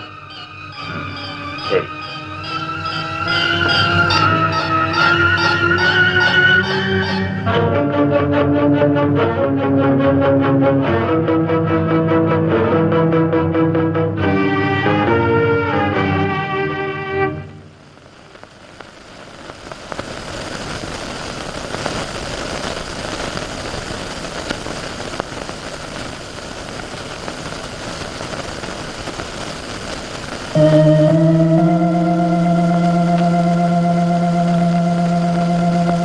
നിനക്ക് പ്രേതങ്ങളെ പറ്റി വിശ്വാസമുണ്ടോ?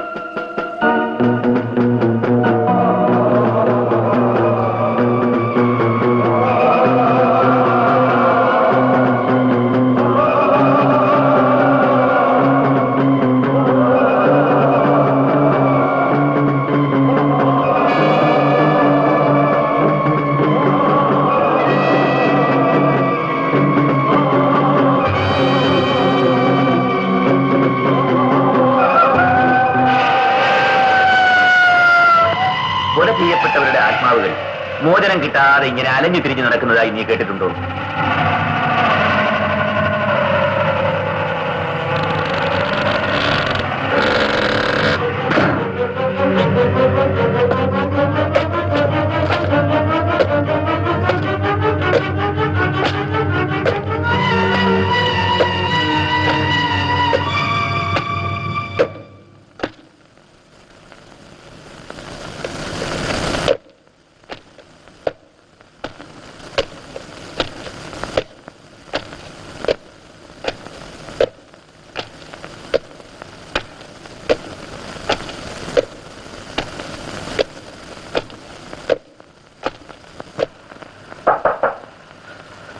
ആരാ? ആരാണ്?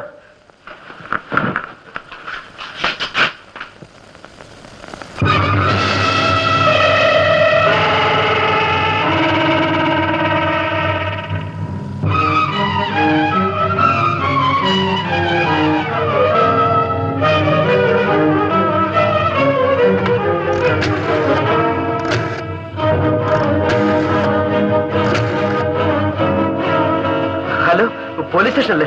എസ് ഐ ഇല്ലേ അവിടെ? ഒന്ന് വേഗം കൊടുക്കൂ. ഇൻസ്പെക്ടർ അല്ലേ? ആ, സുരഭയിൽ നിന്നാണ് സംസാരിക്കുന്നത്. ഒന്ന് ഇങ്ങോട്ടൊന്ന് വരണം. ആ, ഇവിടെ വന്നിട്ട് പറയാം. സംസാരിക്കുന്നതാ രഘുനാഥ്. ആരാണെന്നാ പറഞ്ഞത്? ജഗന്നാഥോ? അദ്ദേഹം ഇത് അപ്പുറപ്പെട്ട് കഴിഞ്ഞു. നീ എന്റെ ചേട്ടനല്ല, കടന്നു പോകുന്നു പുറത്ത്. നിന്റെ കണ്ണുകൾക്ക് വല്ല കുഴപ്പമുണ്ടോ? ഇല്ല, എന്റെ ചേട്ടന്റെ പട്ടണയ്ക്ക് തീ കൊടുത്തത് ഈ കൈകളാണ്. ആ ശവം കത്തി ചാമ്പലാവുന്നത് കണ്ട കണ്ണുകളാണിത്. ഇയാൾ മാറാട്ടോടെ നടപ്പില്ല. പോകുന്നു പുറത്ത്. ഇതാ ഒരുത്തൻ ചേട്ടനാണെന്ന് പറഞ്ഞ് കയറി വന്നിരിക്കുന്നു. കുട്ടപ്പ ചേട്ടനും പാറുമ്മയും അടുത്തേക്ക് വരൂ. ഭയപ്പെടണ്ട, എന്നെ നോക്കൂ, ഇത് ഞാനാണ്.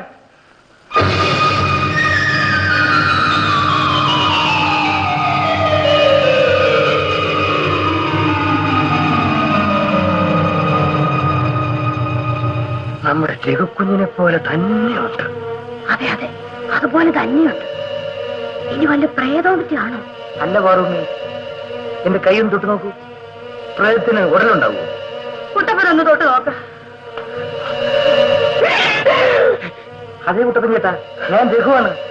രഘുക്കുഞ്ഞിന്റെ ശവം ദഹിപ്പിക്കാൻ ചിതയൊരുക്കി എന്നോടാണോ ഈ പറയുന്നത്? ഈ നാട്ടുകാരും പോലീസുകാരും നിങ്ങളെ വിശ്വസിക്കുകയില്ല. ഈ വേഷം കെട്ടിയതിന്റെ ഉദ്ദേശം എന്താണ്?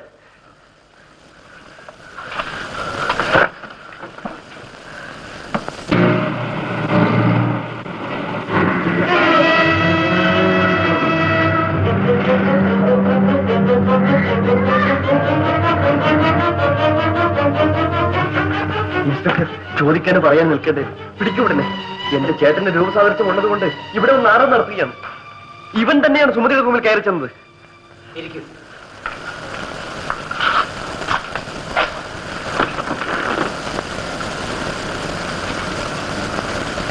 രഘു ഒരു കത്തെഴുതി വെച്ച് ആത്മഹത്യ ചെയ്തു.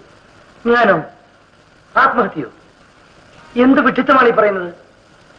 പെട്രോൾ ഒഴിച്ചു വെന്തു മരിച്ച നിലയിലാണ് ശവം കണ്ടെത്തിയത്. എന്റെയോ? നിങ്ങളുടെയല്ല, എന്റെ ചേട്ടന്റെ. പോസ്റ്റ്മോർട്ടം റിപ്പോർട്ട് നോക്കിയപ്പോഴും മറ്റ് സാഹചര്യങ്ങളെ പറ്റി ചിന്തിച്ചപ്പോഴും ഇതൊരു കൊലപാതകമാണെന്ന നിഗമനത്തിലാണ് ഞങ്ങൾ എത്തിയിട്ടുള്ളത്. എന്നെ കൊല ചെയ്യുന്നു ഇൻസ്പെക്ടർ?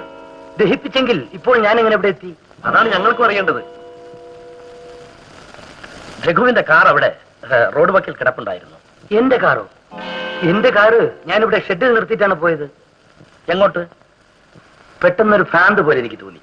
ആരും അറിയാതെ എവിടെയെങ്കിലും പോയി കുറച്ച് ദിവസം താമസിക്കണമെന്ന്. അങ്ങനെ ഇത്രയും നാൾ കാശ്മീരിൽ പോയി താമസിച്ചു. മതിയെന്ന് തോന്നിയപ്പോ തിരിച്ചു പോന്നു. കള്ളം, എല്ലാം പച്ചക്കള്ളം. ഇൻസ്പെക്ടർ, യാതൊരു കാരണവശാലും വിട്ടുകളയരുത്. എന്റെ ചേട്ടന്റെ സ്വത്തുക്കൾ അപഹരിച്ചെടുക്കാനുള്ള ഗൂഢതന്ത്രം ഇതിന് പിന്നിൽ ഉണ്ടാവണം. മിസ്റ്റർ ഗോപിനാഥ്, നിങ്ങളൊന്ന് ബഹളം ഉണ്ടാക്കാതിരിക്കണം. മിസ്റ്റർ രഘുനാഥ്, എന്തെങ്കിലും ആകട്ടെ, നിങ്ങൾ എന്റെ കൂടെ വരണം.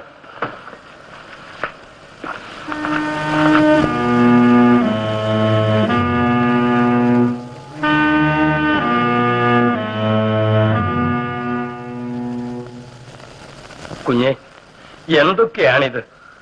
പോലീസ് സ്റ്റേഷനിൽ എത്തിയാൽ ഇതെല്ലാം തെളിഞ്ഞുകൊള്ളും. എന്നാലും എന്നെയും പാർവമ്മയും കണ്ടപ്പോൾ ഒരു സംശയവും കൂടാതെ പേര് വിളിച്ചല്ലോ. അതെല്ലാം അന്വേഷിച്ച് പഠിച്ചിട്ടല്ല അവൻ ഇങ്ങോട്ട് വരുമോ? ശബ്ദം പോലും രഘുക്കുഞ്ഞിന്റെ പോലെ ഇരിക്കുന്നു. അതാ ഞാനും പറയുന്നത്.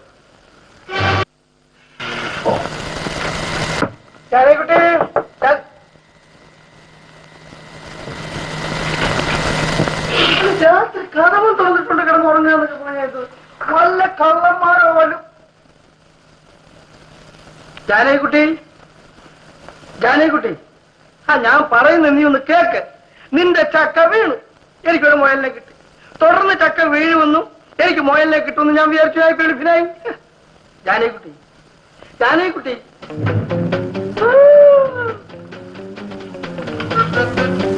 ജഗന്നാഥ് പണവുമായി എറണാകുളത്ത് നിന്നും തിരിച്ചു വരുന്നു. ആ വിവരമറിഞ്ഞ ഒരുത്തൻ രഘുനാഥിനെ വഴിക്ക് വെച്ച് പിടികൂടും. നിന്റെ ഭർത്താവാണ്. എനിക്ക് ഒരു നയാ പൈസ ഇല്ല. ഇല്ല, നിന്റെ കയ്യിൽ ആയിരക്കണക്കിന് പണമുണ്ട്.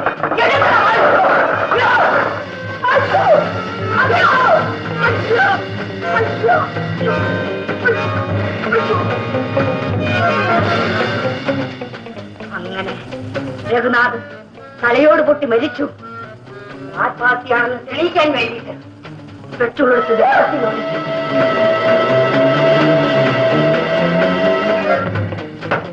എന്നിട്ട് കളി കാര്യമായെന്ന് തോന്നുന്നല്ലോ. അയ്യോ എന്റെ പൊന്നെ, നീ എഴുന്നേറ്റ്. അയ്യോ ഒന്ന് എഴുന്നേറ്റ്.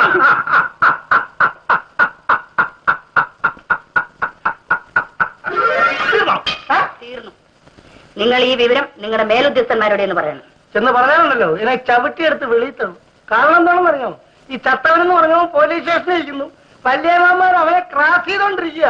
ഓഹോ, അപ്പൊ നിങ്ങൾ എന്നെ മനഃപൂർവ്വം അപമാനിക്കായിരുന്നല്ലേ? രഘു കൊല്ലപ്പെട്ടെന്ന് പറഞ്ഞോണ്ടല്ലേ ഞാൻ ഇത്രയും തലപോഞ്ഞ് ആലോചിച്ചത്. ചത്തത് രഘു തന്നെ, അപ്പൊ ഈ വന്നിരിക്കുന്നത് വന്നതിന്റെ രഘു തന്നെ. ഏ?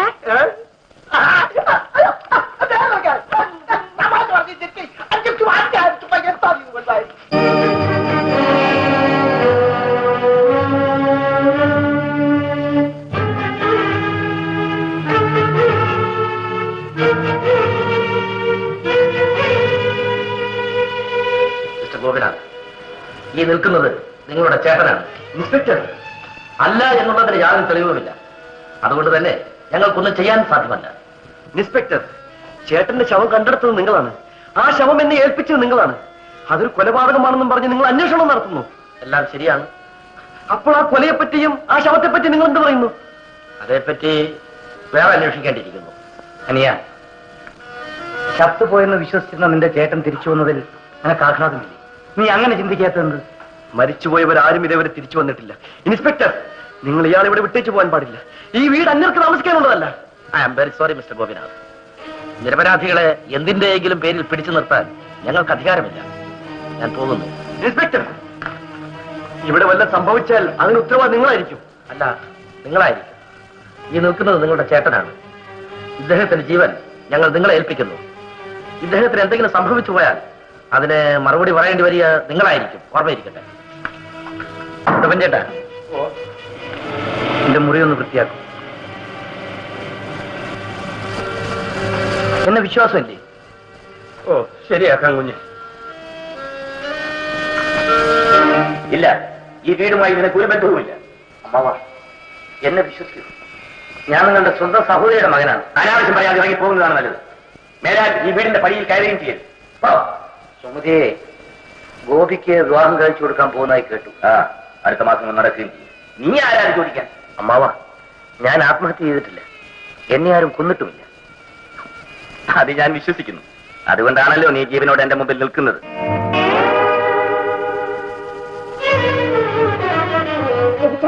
സുമതി, എടി, ഇത് നിന്റെ രഹിച്ചേട്ടനല്ല.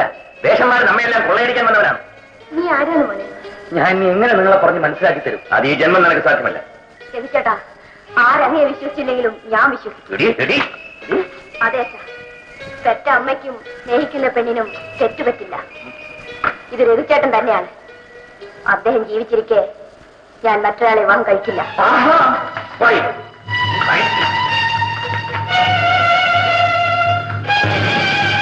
അച്ഛാ, ഇതുകൊണ്ടൊന്നും എന്റെ മനസ്സിന്റെ വാതിൽ അടയില്ല.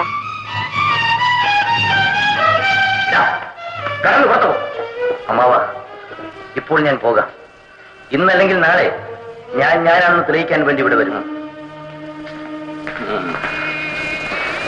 എന്തൊക്കെയാണ് ഈശ്വരൻ ഞാൻ ഈ കേൾക്കുന്നത് കാണുന്നതൊക്കെ? അതെന്തെങ്കിലും ആകട്ടെ, നീ നിന്റെ മകളെ സൂക്ഷിക്കും. അല്ലെങ്കിൽ ഈ ആൾമാറാട്ടക്കാരന്റെ വലയിൽ അകപ്പെട്ട് നിനക്ക് നിന്റെ മകൾ നഷ്ടപ്പെട്ടെന്ന് വരും കരുതിക്കും. ഇൻസ്പെക്ടർ, നിങ്ങളുടെ നിശബ്ദത അപകടകരമാണ്. ഞങ്ങൾ നിസ്സഹായരാണ്. എന്തെങ്കിലും തെളിവുകളില്ലാതെ നടപടിയെടുക്കുന്നത് എങ്ങനെയാണ്? കുറച്ച് പണത്തിന്റെ കാര്യമാണെങ്കിൽ പ്രശ്നമില്ല. പക്ഷേ എന്റെ മകളുടെ നേരെയാണ് അവന്റെ കൈ നീളുന്നത്. മിസ്റ്റർ രാധാകൃഷ്ണൻ, ഞാൻ ഗോപിയുടെ വക്കീലാണ്. അറിയാം. ഈ കഥാപാത്രം രഘുവാണെന്ന് തന്നെയാണോ നിങ്ങൾ വിശ്വസിക്കുന്നത്? അല്ലെന്ന് വിശ്വസിക്കാനും കഴിയുന്നില്ല. എങ്കിൽ ഞാൻ പറയാം. അയാൾക്ക് രഘുവുമായുള്ള രൂപസാദൃശ്യം ഉപയോഗിച്ച് ലാഭമുണ്ടാക്കുവാൻ ഇവർ ആസൂത്രണം ചെയ്ത പരിപാടി അനുസരിച്ചായിരിക്കും രഘുവിന്റെ കൊല നടന്നിരിക്കുക. അങ്ങനെ മാത്രമേ ഒരാൾക്ക് പെട്രോൾ ഒഴിച്ച് തീവച്ച് മറ്റൊരാളെ വികൃതമാക്കി കൊല്ലാനുള്ള ന്യായീകരണം ഉണ്ടാവും. അങ്ങനെ സംഭവിച്ചുകൂടായികയില്ല. പക്ഷേ വീട്ടിലും നാട്ടിലും രഘുവിനെ പോലെ ഇത്ര ഭംഗിയായി എങ്ങനെ അഭിനയിക്കാൻ കഴിയുന്നു?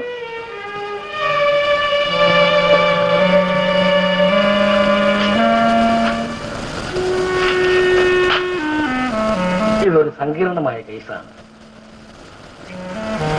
രഘുനാഥന്റെ കത്താണ് ഏറ്റവും വലിയ തലവേദന ഉണ്ടാക്കുന്നത്. അവന്റെ ചലനങ്ങൾ ശ്രദ്ധിക്കുവാൻ ഞങ്ങളുടെ ഒരാളെ ആ വീട്ടിൽ വേലക്കാരനായി നിർത്താമോ? എന്ത് വേണമെങ്കിലും ചെയ്യാം. ശരി, മേലധികാരിയുടെ അനുവാദം വാങ്ങി ഞങ്ങളുടെ ഒരാളെ അങ്ങോട്ട് അയക്കുന്നുണ്ട്. ശരി.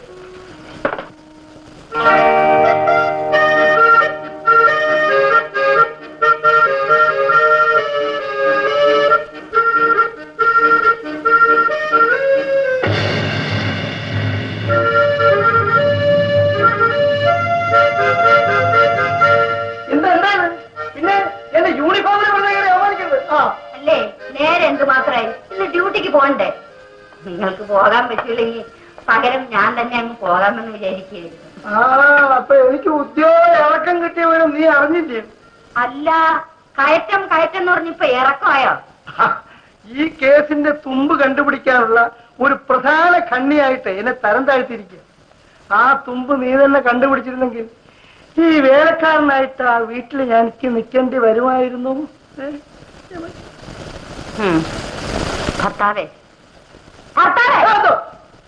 ഈ കേസ് നമ്മുടെ അന്തസ്സിന് അത്ര ഹാനികരമല്ല. ഇന്നവരെ ഞാൻ സമ്പാദിച്ച സൽപ്പേര് നിങ്ങൾ നശിപ്പിക്കും. അയ്യോ, അങ്ങനെ പറയരുത്. പൊതുവേ പോലീസുകാരുടെ ഭാര്യമാരെ പറ്റി വളരെ നല്ല പേരാ, പ്രത്യേകിച്ച് കാനിയക്കുട്ടിയെ പറ്റി. എന്തോ ഈ വേഷം ധരിച്ചപ്പോ എനിക്ക് തോന്നി. ഈ രഘു എന്ന് പറയുന്ന പുനർജന്മി ആരാ? CID നിങ്ങളുടെ ആളാ. സത്യം പറയുമ്പോൾ വിരളി പിടിക്കരുത്. നിങ്ങൾ സുരഭിലയിൽ പോയി മരിച്ച രഘുവിന്റെ ഡയറി മെച്ചെടുത്തോണ്ട് വന്നില്ലേ? എന്നിട്ട് ആ ഡയറി വായിച്ചു നോക്കിയിട്ട് അതുപോലുള്ള ഒരാളെ നിങ്ങൾ പടച്ചുണ്ടാക്കുകയായിരുന്നു. ഞാൻ ഇപ്പോൾ വായിക്കുന്ന പുസ്തകത്തിൽ ഇതേപോലൊരു കഥാപാത്രമുണ്ട്. ജാനകുട്ടി, ഈ ദേഷ്യം എന്ന് പറയുന്നുണ്ടല്ലോ, ആ വികാരം എനിക്ക് അവകാശപ്പെട്ടതാണ്. ഞാൻ എന്നാ ചെന്ന് പിടിച്ചോണം, പക്ഷെ പിടുത്തം സ്വന്തം കഴുത്തേലാവരുത്. ഞങ്ങളുടെ CID വർഗത്തിൽ പെട്ടവനാണെന്നുണ്ടെങ്കിൽ ഞാൻ അറിയണ്ടേ? ഭാര്യയാണെങ്കിലും അനാവശ്യം പറയുന്നതിനൊക്കെ ഒരു ആദ്യമുണ്ട് കേട്ടോ. പിന്നെ തോന്നിയാസം പറഞ്ഞാലുണ്ടല്ലോ, മര്യാദയ്ക്ക് പൊയ്ക്കോളൂ. ഇതെന്താണെന്ന് അറിയാം. അതിൽ ആർത്തി ഇതിന്റെ ചൂടറിയോ? ഇല്ല, എന്റെ ലാത്തിയുടെ ചൂട് ഞാൻ അറിയിച്ചിട്ടേ ഉള്ളൂ. എന്നാലേ ഇതിന്റെ ചൂടൊന്നും നിങ്ങൾ മനസ്സിലായോ?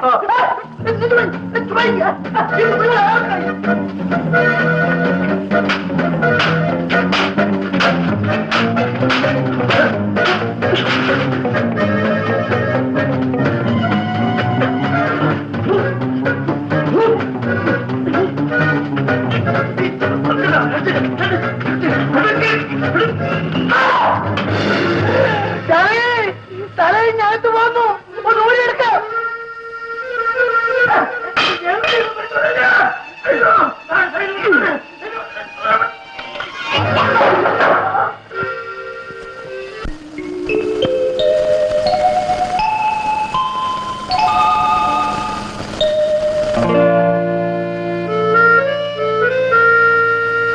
നീ ആര്? പുതുതായിട്ട് നിയമിച്ച വേലക്കാരൻ. പേര്? ശിവശങ്കരൻ. അങ്ങേ പ്രത്യേകം ശ്രദ്ധിക്കാൻ കൊച്ചുമുതലാളി നിയമിച്ചിരിക്കുകയാണ്. ആ ഫോട്ടോ അവിടെ നിന്ന് മാറ്റി. ഇത് ഇവിടത്തെ മരിച്ചുപോയ ആരുടേതാണെന്ന് ഞാൻ ചോദിച്ചില്ല, എടുത്തു മാറ്റും. ആ ഫോട്ടോ എടുത്ത് മാറ്റാൻ ഞാൻ പറയായിരുന്നു. ഞാനിവിടെ ഉള്ളപ്പോ എന്റെ ഫോട്ടോ വെച്ച് പിടിക്കുന്നത് എന്തിനാ?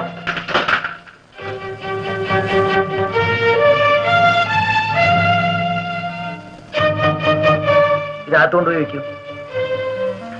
ഈ ഫോട്ടോ അങ്ങയുടേതാണോ? അല്ല, ഇതെന്റെ അനിയന്റെയാണ്.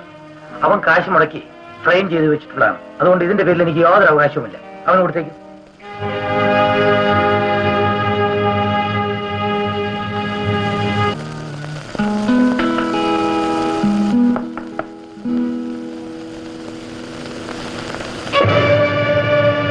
ആരാണ്? എന്നെ അറിയില്ലേ? ഇല്ല. നിന്നെ വിവാഹം ചെയ്തു കൊള്ളാമെന്ന് ഞാൻ വാക്ക് തന്നത് മറന്നുപോയോ? എനിക്ക് വാക്ക് തന്നത് മിസ്റ്റർ രഘുനാഥാണ്. അദ്ദേഹം മരിച്ചുപോയി. അതൊരു കൊലപാതകമായിരുന്നു എന്നറിയാമോ? കേട്ടിരുന്നു. ഞാൻ ആ കേസ് തെളിയിക്കാൻ വന്നതാണ്. നിനക്ക് ആ കേസുമായി ബന്ധമുണ്ട്? അയ്യോ, അതിനെ കുറിച്ച് എനിക്ക് ഒന്നും അറിഞ്ഞുകൂടാ. നീ ആർക്കു വേണ്ടിയോ കള്ളം പറയും? എനിക്കതിന്റെ ആവശ്യമില്ല.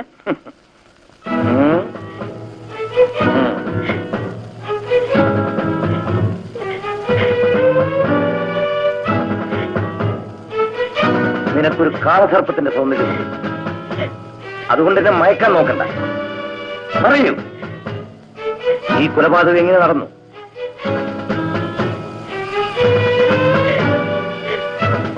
സത്യവും ജീവനും ഒന്നിച്ച് ഈ ശരീരത്തിൽ നിൽക്കില്ലെന്ന് ഓർക്കണം.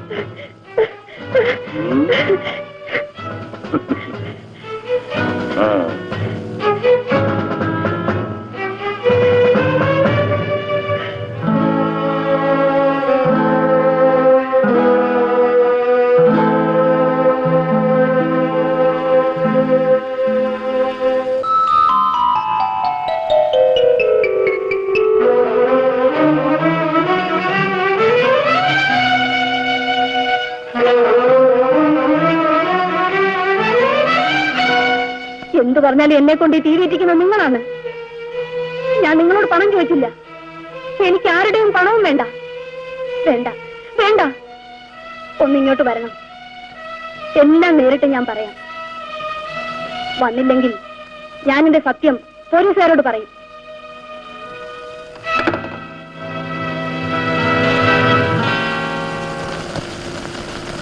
അങ്ങൊന്ന് കാപ്പി കഴിച്ചില്ലേ? ഞാൻ മറന്നുപോയി. കൊണ്ടു ഇപ്പോഴും വേണ്ട. എന്താ അങ്ങുന്നൊരു അസ്വരസം? എന്താ? അല്ല അവന്റെ ഒരു അസ്വരസം.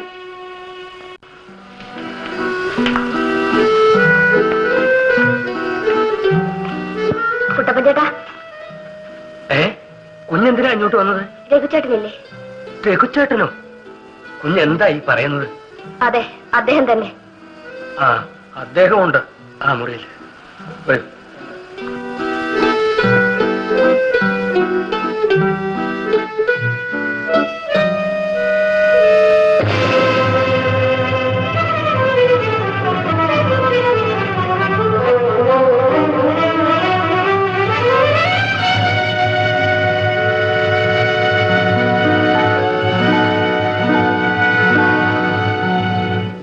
സുമതി, ഞാൻ ആരെങ്കിലും ആട്ടെ, എന്റെ ലക്ഷ്യം നിന്റെ രഘുച്ചേട്ടന്റെ കൊലപാതകയെ കണ്ടുപിടിക്കലാണ്.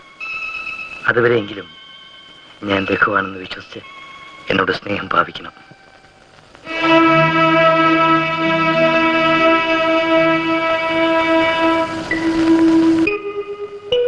സുമതി എങ്ങനെ വീട്ടിൽ നിന്ന് രക്ഷപ്പെട്ടു? അച്ഛൻ വെളിയിൽ പോയി. അമ്മയോട് എന്റെ കൂട്ടുകാരിയെ കാണാൻ പോവുകയാണെന്ന് പറഞ്ഞു വന്നു.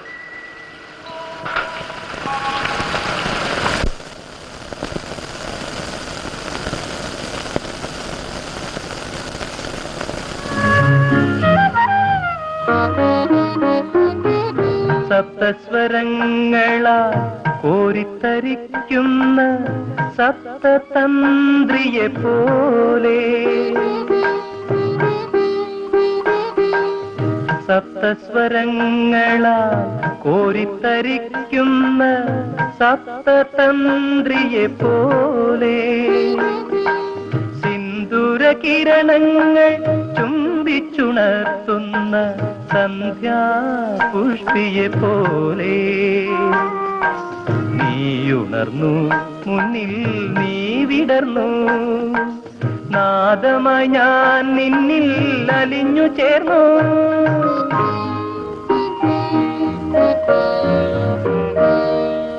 ചൈത്രയാമിനി ചന്ദ്രികയാലൊരു ചിത്രനീരാളം വിരിച്ചു, ഇന്ദീവരമിഴി എൻ തമ്പുരുവിൽ ഹിന്ദോളരാഗം തുടിച്ചു.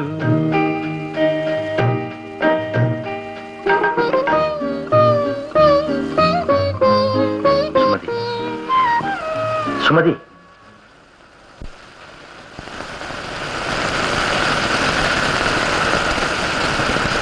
സുമതി പോയിക്കൊള്ളൂ.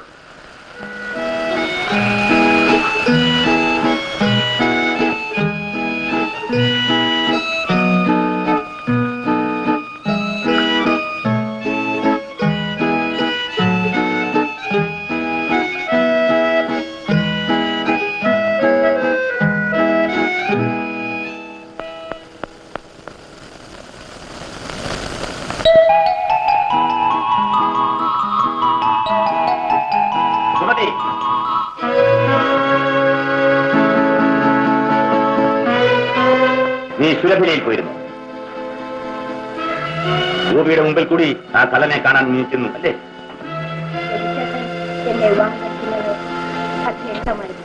ആയിരുന്നു, പക്ഷേ അവൻ മരിച്ചുപോയി. അങ്ങനെ പറയരുത് അച്ഛാ, അദ്ദേഹം മരിച്ചിട്ടില്ല. അയ്യോ, നിനക്ക് ഭ്രാന്താണ്. ആ ഭ്രാന്തിന് കൂട്ടു നിൽക്കാൻ ഞങ്ങൾക്ക് വയ്യ. ഇനി മേലാൽ നീ വീടിന്റെ പടി വിട്ട് പുറത്തിറങ്ങരുത്. നിനക്കൊരു വിവാഹം നടക്കുമെങ്കിൽ അത് ഗോപിയോട് ഒന്നിച്ചായിരിക്കും, അത് ഓർമ്മയിരിക്കും.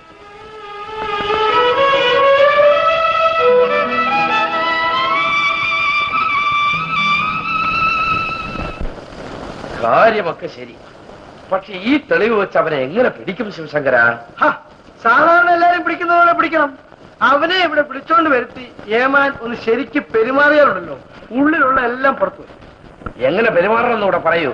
അല്ല, അത് ഞാൻ ഏവാൻ പറഞ്ഞിട്ടുണ്ട്. ഏവാൻ എത്രയോ പെരുമാറിയ നമ്മൾ ഇവിടം തൊട്ടാ പെരുമാറി തുടങ്ങുന്നു. വയറ്റിനടിച്ചാ വയറിലുള്ളതേ പുറത്തു വരൂ. നമുക്ക് മനസ്സിലുള്ളതാണ് വേണ്ടത്. എന്നാൽ നെഞ്ചു നോക്കിയിരിച്ചാ മതി. നെഞ്ചിലാണോ മനസ്സ്? പിന്നെ എവിടാ മനസ്സിരിക്കുന്നത്?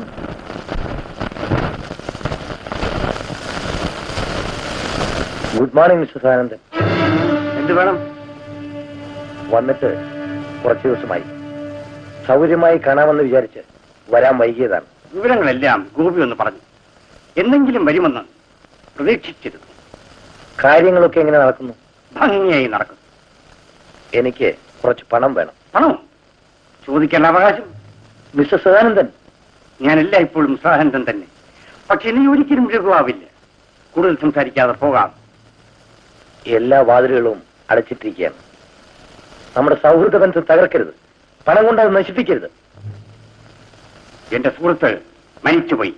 മരിച്ചുപോയ ആ സുഹൃത്തിനോട് രേഖയില്ലാതെ വാങ്ങിയ ആ 50,000 രൂപ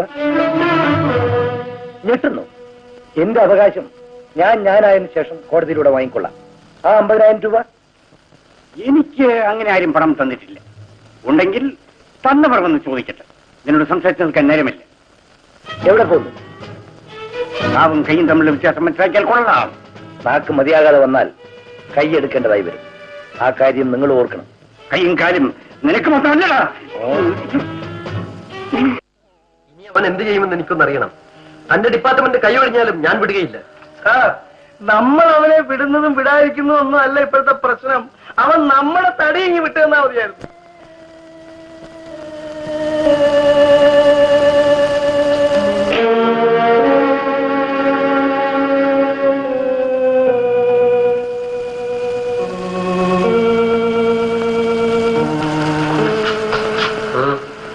സേഫിൽ പണമില്ലേ ഗോപി?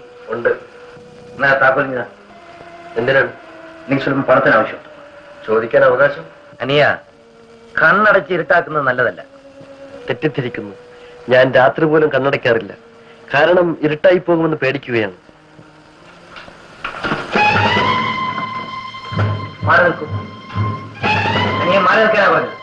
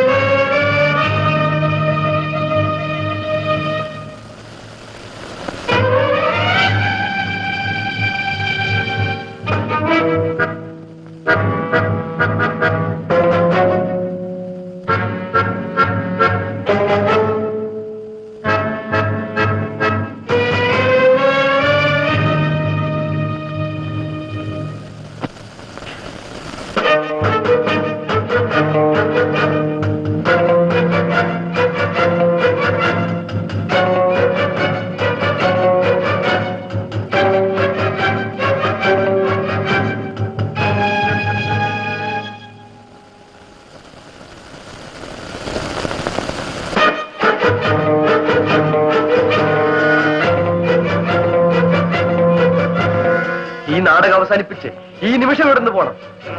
വന്ന വഴിക്ക്. പോയില്ലെങ്കിൽ പോകാൻ ഇഷ്ടമില്ലാത്ത വഴിക്ക് ഞാൻ പറഞ്ഞയക്കും.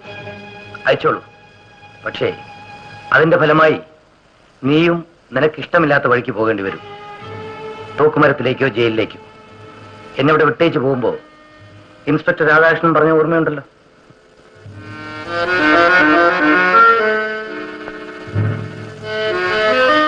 അനിയ, എന്റെ ഈ അഭിനയത്തിന്റെ അവസാനത്തെ യവനിക വീഴാറായി. അതുവരെ ഒന്ന് കാത്തിരുന്നു കൂടി. പോയി സുഖമായി കിടന്നുറങ്ങും.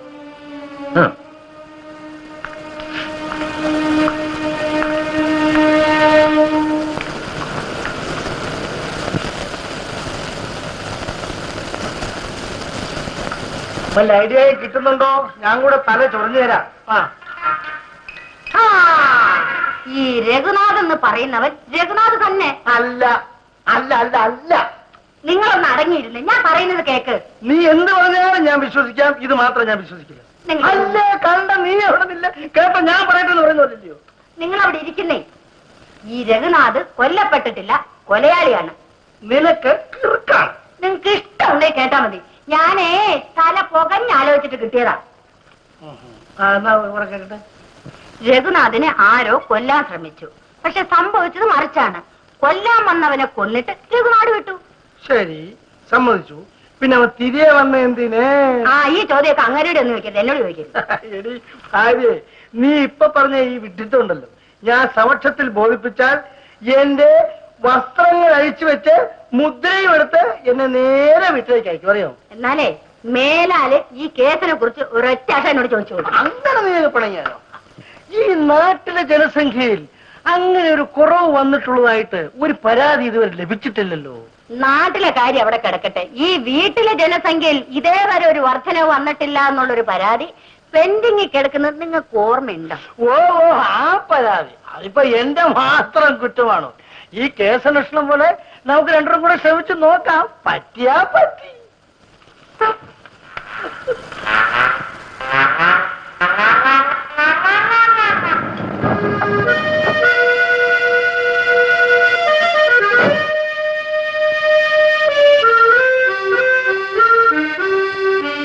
ആ കാത്തേനി, ഞാൻ സുമതിയുടെ വിവാഹ തീയതി നിശ്ചയിച്ചിട്ട് വന്നിരിക്കുകയാണ്. അവളെവിടെ?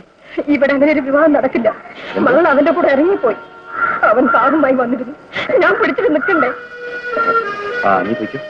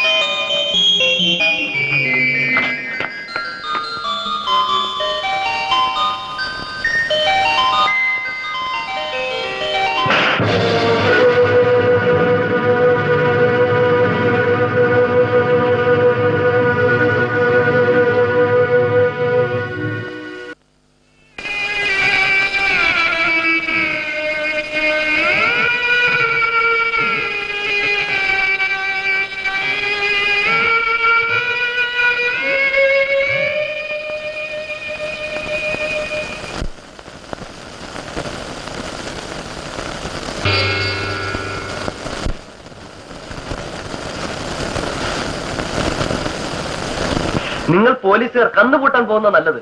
ഇന്നുവരെ നിങ്ങൾക്ക് അവനെ അറസ്റ്റ് ചെയ്യാൻ തെളിവ് കിട്ടിയില്ല. എന്റെ ഭാര്യ ജാനകിക്കുട്ടി പറഞ്ഞായിരിക്കണം ശരി കേട്ടോ. ഇത് അങ്ങയുടെ ജ്യേഷ്ഠൻ തന്നെ. എന്ത്? ആരോ അദ്ദേഹത്തിനെ കൊല്ലാൻ ശ്രമിച്ചു. ബഹളത്തിനിടയിൽ കൊല്ലാൻ വന്നവൻ കൊല്ലപ്പെട്ടു. അറിയിക്കാതിരിക്കാൻ ആ ശവം പെട്രോൾ ഒഴിച്ച് തീ കത്തിച്ചു. ഭയന്ന് നാട് വിട്ടു. അങ്ങനെ ആയിക്കൂടെ? എന്താണ് മിണ്ടാത്തത്? ശിവശങ്കരപ്പിള്ള പോയിക്കൊള്ളു.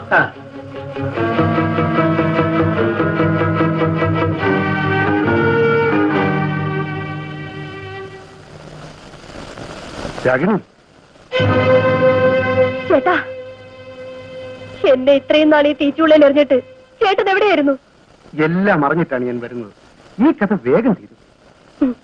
കഥ വേഗം തീരും. മരിച്ചുപോയ കഥാപാത്രം തിരിച്ചു വന്ന ചേട്ടൻ അറിയില്ല. അറിയാം. ചേട്ടൻ എന്തിനീ കഠിനകൃത്യം ചെയ്തു? നിനക്ക് വേണ്ടി. പക്ഷേ എന്റെ ജീവനിന്ന് അപകടത്തിലാണ് ചേട്ടാ. അല്ല, നിന്റെ ജീവനിൽ തൊട്ട് കളിക്കുന്നവനാണ് അപകടത്തിൽ. അനുജിത്തി, ഈ ലോകത്ത് നമ്മപ്പോലുള്ളവരുടെ ജീവിതത്തിന്റെ വഴി മിനുസമുള്ളതല്ല. ഭിക്ഷ ചോദിച്ചാൽ കരുണ കാണിക്കാൻ ഈ ലോകം മറന്നുപോയിരിക്കുന്നു. ജീവിക്കണോ, കളവും ചതിയും വേണം. നീ സമാധാനമായിരിക്കടി. ഈ ചേട്ടനുള്ളപ്പോൾ നീ പേടിക്കേണ്ട കാര്യമില്ല. എനിക്ക് ചിലരെ കാണാനുണ്ട്. എന്നിട്ട് വേഗം വന്നേക്കാം.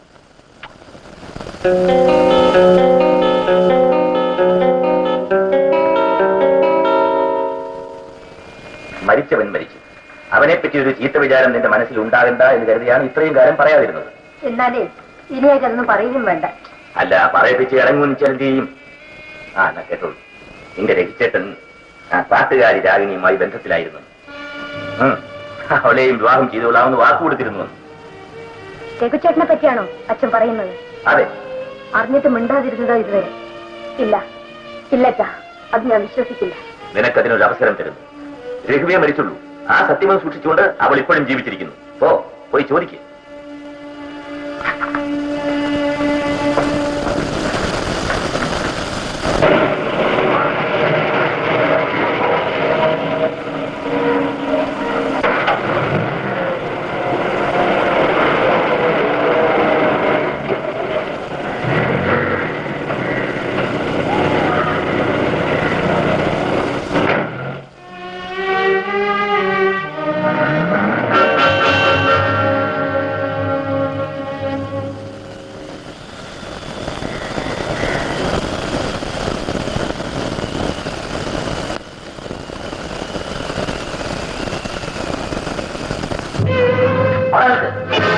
നിന്നോട് ഇവിടെ വരാൻ പാടില്ലെന്ന് പറഞ്ഞിട്ടില്ലേ? അമ്മാവ, നാളെ നിങ്ങൾ ദുഃഖിക്കേണ്ടതായി വരും. എന്റെ കുടുംബത്തിന്റെ ദുഃഖവും ഭാവി നിന്നെ ഏൽപ്പിച്ചിട്ടില്ല. ഞാനാണെന്ന് തെളിയിക്കാൻ എന്നെ അനുവദിക്കൂ. എനിക്ക് പണത്തിനും സ്വത്തിനും താല്പര്യമില്ല. സുമതിയും ഞാനും ചെറുപ്പത്തിലെ ഒരുമിച്ച് കളിച്ചു വളർന്നവരാണ്. അവളെ കൂടാതെ എനിക്ക് ജീവിക്കാൻ വയ്യ അമ്മാവ. അമ്മാവൻ സ്വല്പനേരം അവിടെ ഇരിക്കൂ. എന്നെ പറയാൻ അനുവദിക്കൂ അമ്മാവ. സത്യമായി ഞാൻ തന്നെയാണ് രഘു. എന്നെ അവർ കൊല്ലാൻ ശ്രമിച്ചതും ശരിയാണ്. പക്ഷേ ഞാൻ കൊല്ലപ്പെട്ടില്ല. എന്റെ ശരീരത്തിൽ പെട്രോൾ ഒഴിച്ച് തീ വയ്ക്കാനായിരുന്നു അവരുടെ ശ്രമം. നല്ല ഒരു കാര്യം പറയട്ടെ. എന്താ, മരണമൊഴിയാണോ? കേൾക്കട്ടെ. നിനക്ക് എന്നോട് വ്യക്തിപരമായ ഒരു വിരോധവും ഉണ്ടാവില്ല. നീ ആരാണെന്ന് എനിക്ക് അറിഞ്ഞൂടാ. ആർക്കോ വേണ്ടി നീ ഇത് ചെയ്യുന്നു. എന്റെ ബ്രീഫ് കേസിൽ 5000 രൂപയുണ്ട്. എന്നെ കൊന്നാലും നിനക്കതെടുക്കാം. പക്ഷേ എന്റെ സമ്മതത്തോടുകൂടെ നിനക്കിതെടുക്കാം. എന്നെ കൊല്ലുന്നതിന് നിനക്ക് എന്ത് കിട്ടുമെന്ന് എനിക്കറിയില്ല. നിനക്കിത് കച്ചവടമാണ്. ആ 5000 രൂപ എടുത്ത് എനിക്ക് എന്റെ ജീവൻ തിരിച്ചു തരൂ. എന്നെ കൊല്ലാനേൽപ്പിച്ചവർക്ക് എന്റെ തടസ്സം നീങ്ങിക്കിട്ടുകയാണ് ആവശ്യം. ഒരിക്കലും ഈ നാട്ടിലേക്ക് തിരിച്ചു വരാതെ ഞാൻ പോയിക്കൊള്ളാം. എന്നെ പുഴയിൽ ഒഴുക്കിയെന്നോ കടലിലെറിഞ്ഞെന്നോ പറഞ്ഞേക്കും.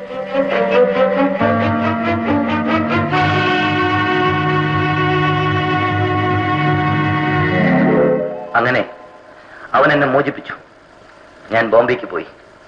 മരണത്തെക്കാൾ നല്ലത് ജീവിതമാണെന്ന് കരുതിയിട്ടാണ് അങ്ങോട്ട് പോയത്. കുറച്ചുനാൾ കഴിഞ്ഞപ്പോൾ ആ ബോധം നശിച്ചു തുടങ്ങി. മറ്റെന്ത് നഷ്ടപ്പെട്ടാലും സുമതിയെ എന്റെ മനസ്സിന് ആവശ്യമായിരുന്നു. മരണത്തിൽ നിന്നുള്ള ഒളിച്ചോട്ടം വ്യർത്ഥമായി തുടങ്ങി. ഞാൻ ഇങ്ങോട്ട് തിരിച്ചു പോന്നു. ഇവിടെ വന്നപ്പോഴാണ് എന്റെ മരണത്തെക്കുറിച്ചുള്ള വാർത്തകൾ അറിഞ്ഞത്. ഞാൻ കൊല്ലപ്പെട്ടിരിക്കുന്നു. മനോഹരമായ കഥ. ഞാനിത് വിശ്വസിക്കണമെന്ന് നിനക്ക് നിർബന്ധമുണ്ടോ? ഇതാണ് സത്യം. എങ്കിൽ അന്ന് കൊല്ലപ്പെട്ട ഞങ്ങൾ ദഹിപ്പിച്ചു കളഞ്ഞ ശവം ആരുടേതാണെന്ന് പറ. എന്താണ് ഒന്നും മിണ്ടാതെ നിൽക്കുന്നത്? അതെനിക്ക് അറിഞ്ഞൂടാ. ആ, നീ ആരായാലും ശരി, ആ കൊല നിന്റെ കൈകൊണ്ട് തന്നെ നടന്നതാവണം. അയ്യോ അമ്മാവ, ഒരു കൊലയാളിക്ക് ഞാൻ എന്റെ മകളെ കൊടുക്കുകയില്ല. മാത്രമല്ല, നീ രഘുവായാൽ കൂടി എന്റെ മകൾ നിന്നെ വെറുക്കുകയുള്ളൂ. ആ പാട്ടുകാരി രാഗിണിയിൽ നിന്ന് നിന്റെ വിശ്വരൂപം മനസ്സിലാക്കിക്കൊണ്ട് അവൾ ഇപ്പോൾ തിരിച്ചെത്തി. അതിനു മുമ്പ് ഇവിടുന്ന് പോകുന്നതാണ് നിനക്ക് നല്ലത്. അല്ലെങ്കിൽ അവൾ തന്നെ നിന്നെ ആട്ടി പുറത്താക്കും.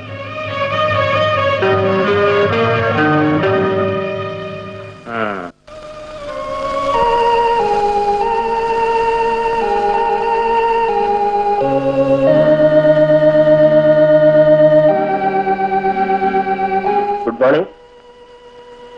എനിക്ക് മിസ് രാഗിണി ഒന്ന് കാണേണ്ടിയിരുന്നു. വിളിച്ചോട്ടെ. Number 20 please. മിസ് രാഗിണി എവിടെ ഉണ്ടോ? എന്താ പുറത്തു പോയിരിക്കുന്നു? രാഗിണി പുറത്തു പോയിരിക്കുകയാണ്. ശരി. പ്രത്യേകിച്ച് വല്ല കാര്യമുണ്ടോ? ഒന്നുമില്ല, ഞാൻ പിന്നെ വന്ന് കണ്ടുകൊള്ളാം. Thank you very much. Ragini,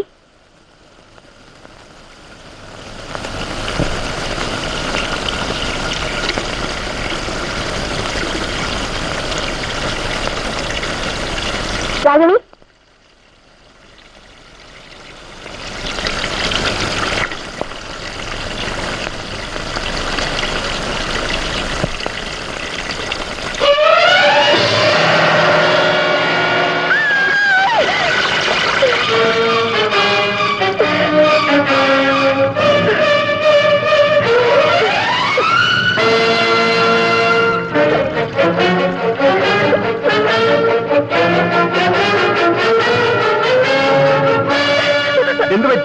എന്ത് പറ്റിയെന്ന് പറയൂ. എവിടെ? ബാത്റൂമില് രാഗിണി. രാഗിനിയോ? എങ്ങും പോയി കളരുത്, ഇവിടെ നിൽക്കൂ. ഹലോ, പപ്പനാണ്, ഇവിടുത്തെ വേലക്കാരൻ പപ്പൻ. സദാനന്ദൻ സാറോ? ഇല്ലല്ലോ. ഇല്ല, ഇപ്പൊ പുറത്തേക്ക് അങ്ങോട്ട് പോയുള്ളൂ. ഇല്ല, എപ്പോഴാ വരുമെന്നും എങ്ങോട്ടാണെന്നൊന്നും പറഞ്ഞില്ല. ആരാ അപ്പുറത്ത് സംസാരിക്കുന്നത്? ഹലോ ഹലോ, ആരാ അപ്പുറത്ത് സംസാരിക്കുന്നു? ഉണ്ടില്ലേ? അപ്പുറത്ത് സംസാരിക്കുന്ന ആരാണെന്ന് പറയാൻ ധൈര്യമില്ലാത്തവൻ എന്തിനാ ഈ പണിക്ക് പോകുന്നത്? ഒരു പാലമിടുന്ന അങ്ങോട്ടും ഇങ്ങോട്ടും നടക്കാനാ. ശിവന്മാരെ ചോദ്യം കേട്ടാ തോന്നും അങ്ങൊന്നും എന്റെ അപ്പനോ വല്യപ്പനാണെന്ന്.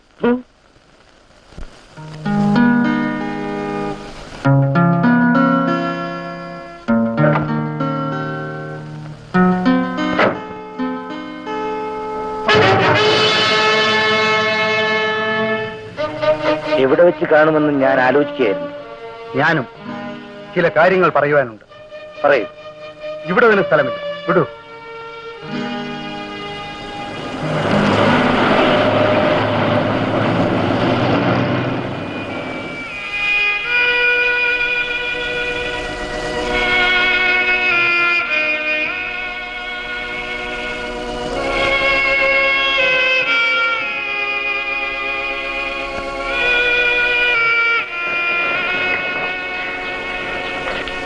എന്താ ഇപ്പോൾ നിനക്ക് വിശ്വാസമായോ?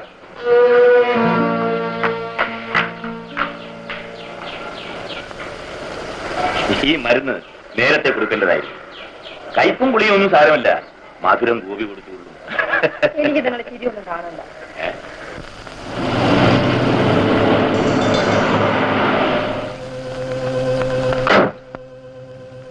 ഇവിടെ വെച്ചാകാം. ചോദിക്കണം.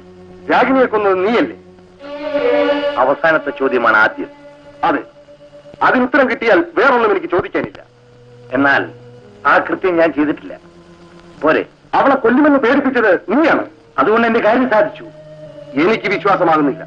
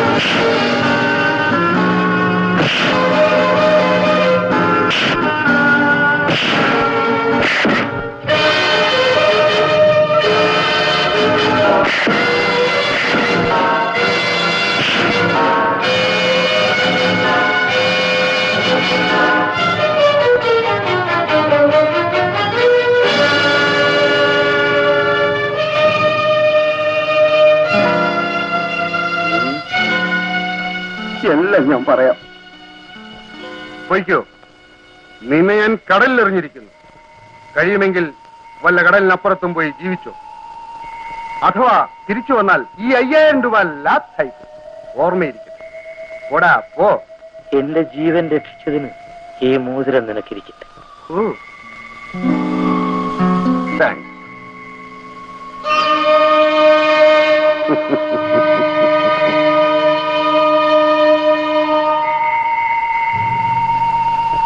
ഒന്ന്, രണ്ട്, എന്റെ വീതം കൂടി. ആ ഇനി ഇനിയും വേണം. ഇനിയും ഇനിയും വേണം.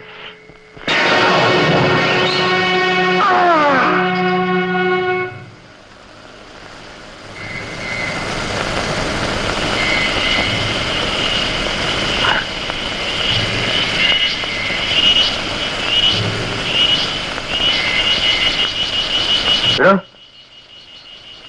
എടോ എടോ,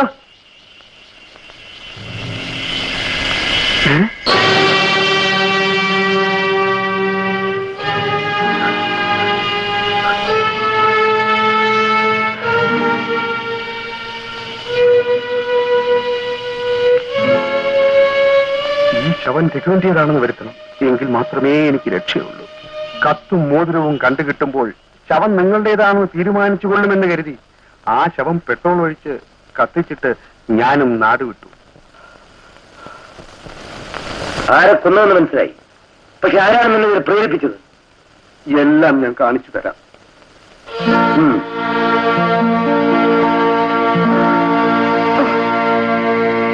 പോലീസുകാർ ആ കള്ളനെ പിടിക്കാത്തതെന്താണെന്നാ ഞാൻ ആലോചിക്കുന്നത്. ആരെന്ത് പറഞ്ഞിട്ടും അത് രഘു തന്നെയാണെന്നാ ഞാനും വിശ്വസിച്ചത്.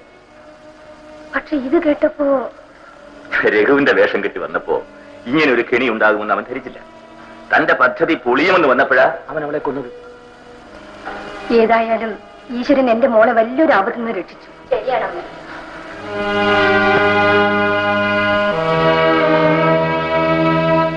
ഞാൻ ഭാഗ്യവതിയാണ്.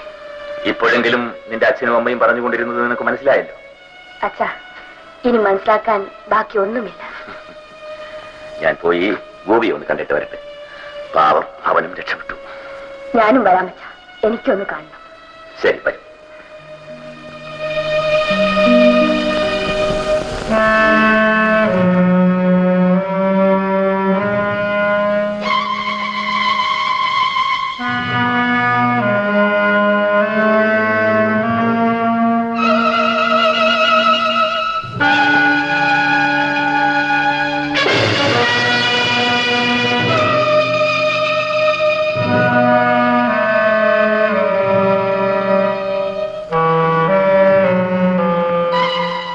ജീവിച്ചിരിക്കുന്നു. ആത്മഹത്യ ചെയ്യാൻ ഞാൻ ആരോടും അച്ചാരം വാങ്ങിച്ചിട്ടില്ല. നീ എന്നെ വഞ്ചിക്കുകയായിരുന്നു. ആ കണക്ക് ശരിപ്പെടുത്താനാണ് ഞാൻ വന്നത്. രാഗിനി നിന്നോട് എന്ത് തെറ്റ് ചെയ്തു? എന്ത്?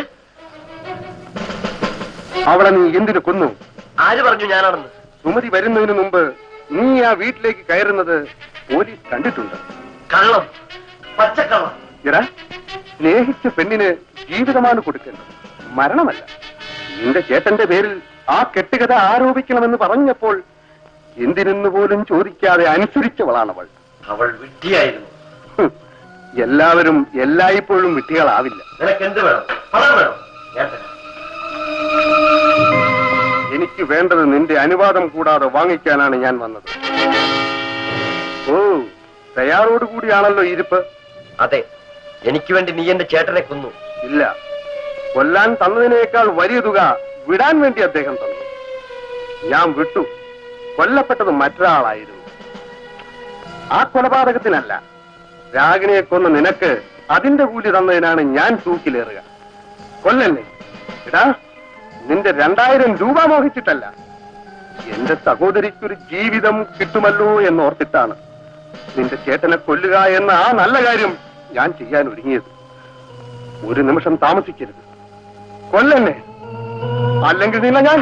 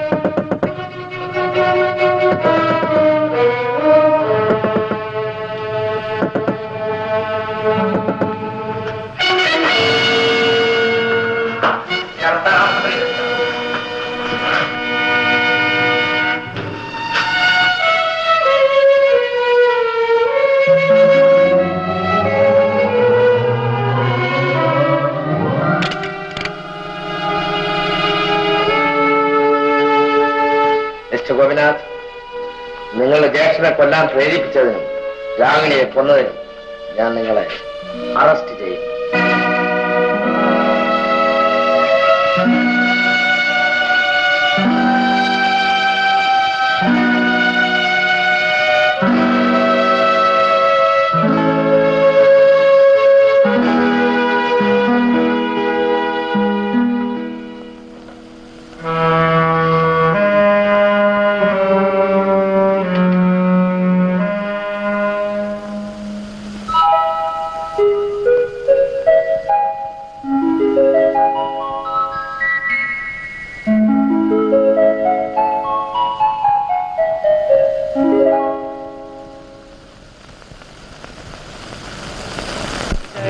ചൈത്രയാമിനി ചന്ദ്രികയാലൊരു ചിത്രനീരാളം വിരിച്ചു.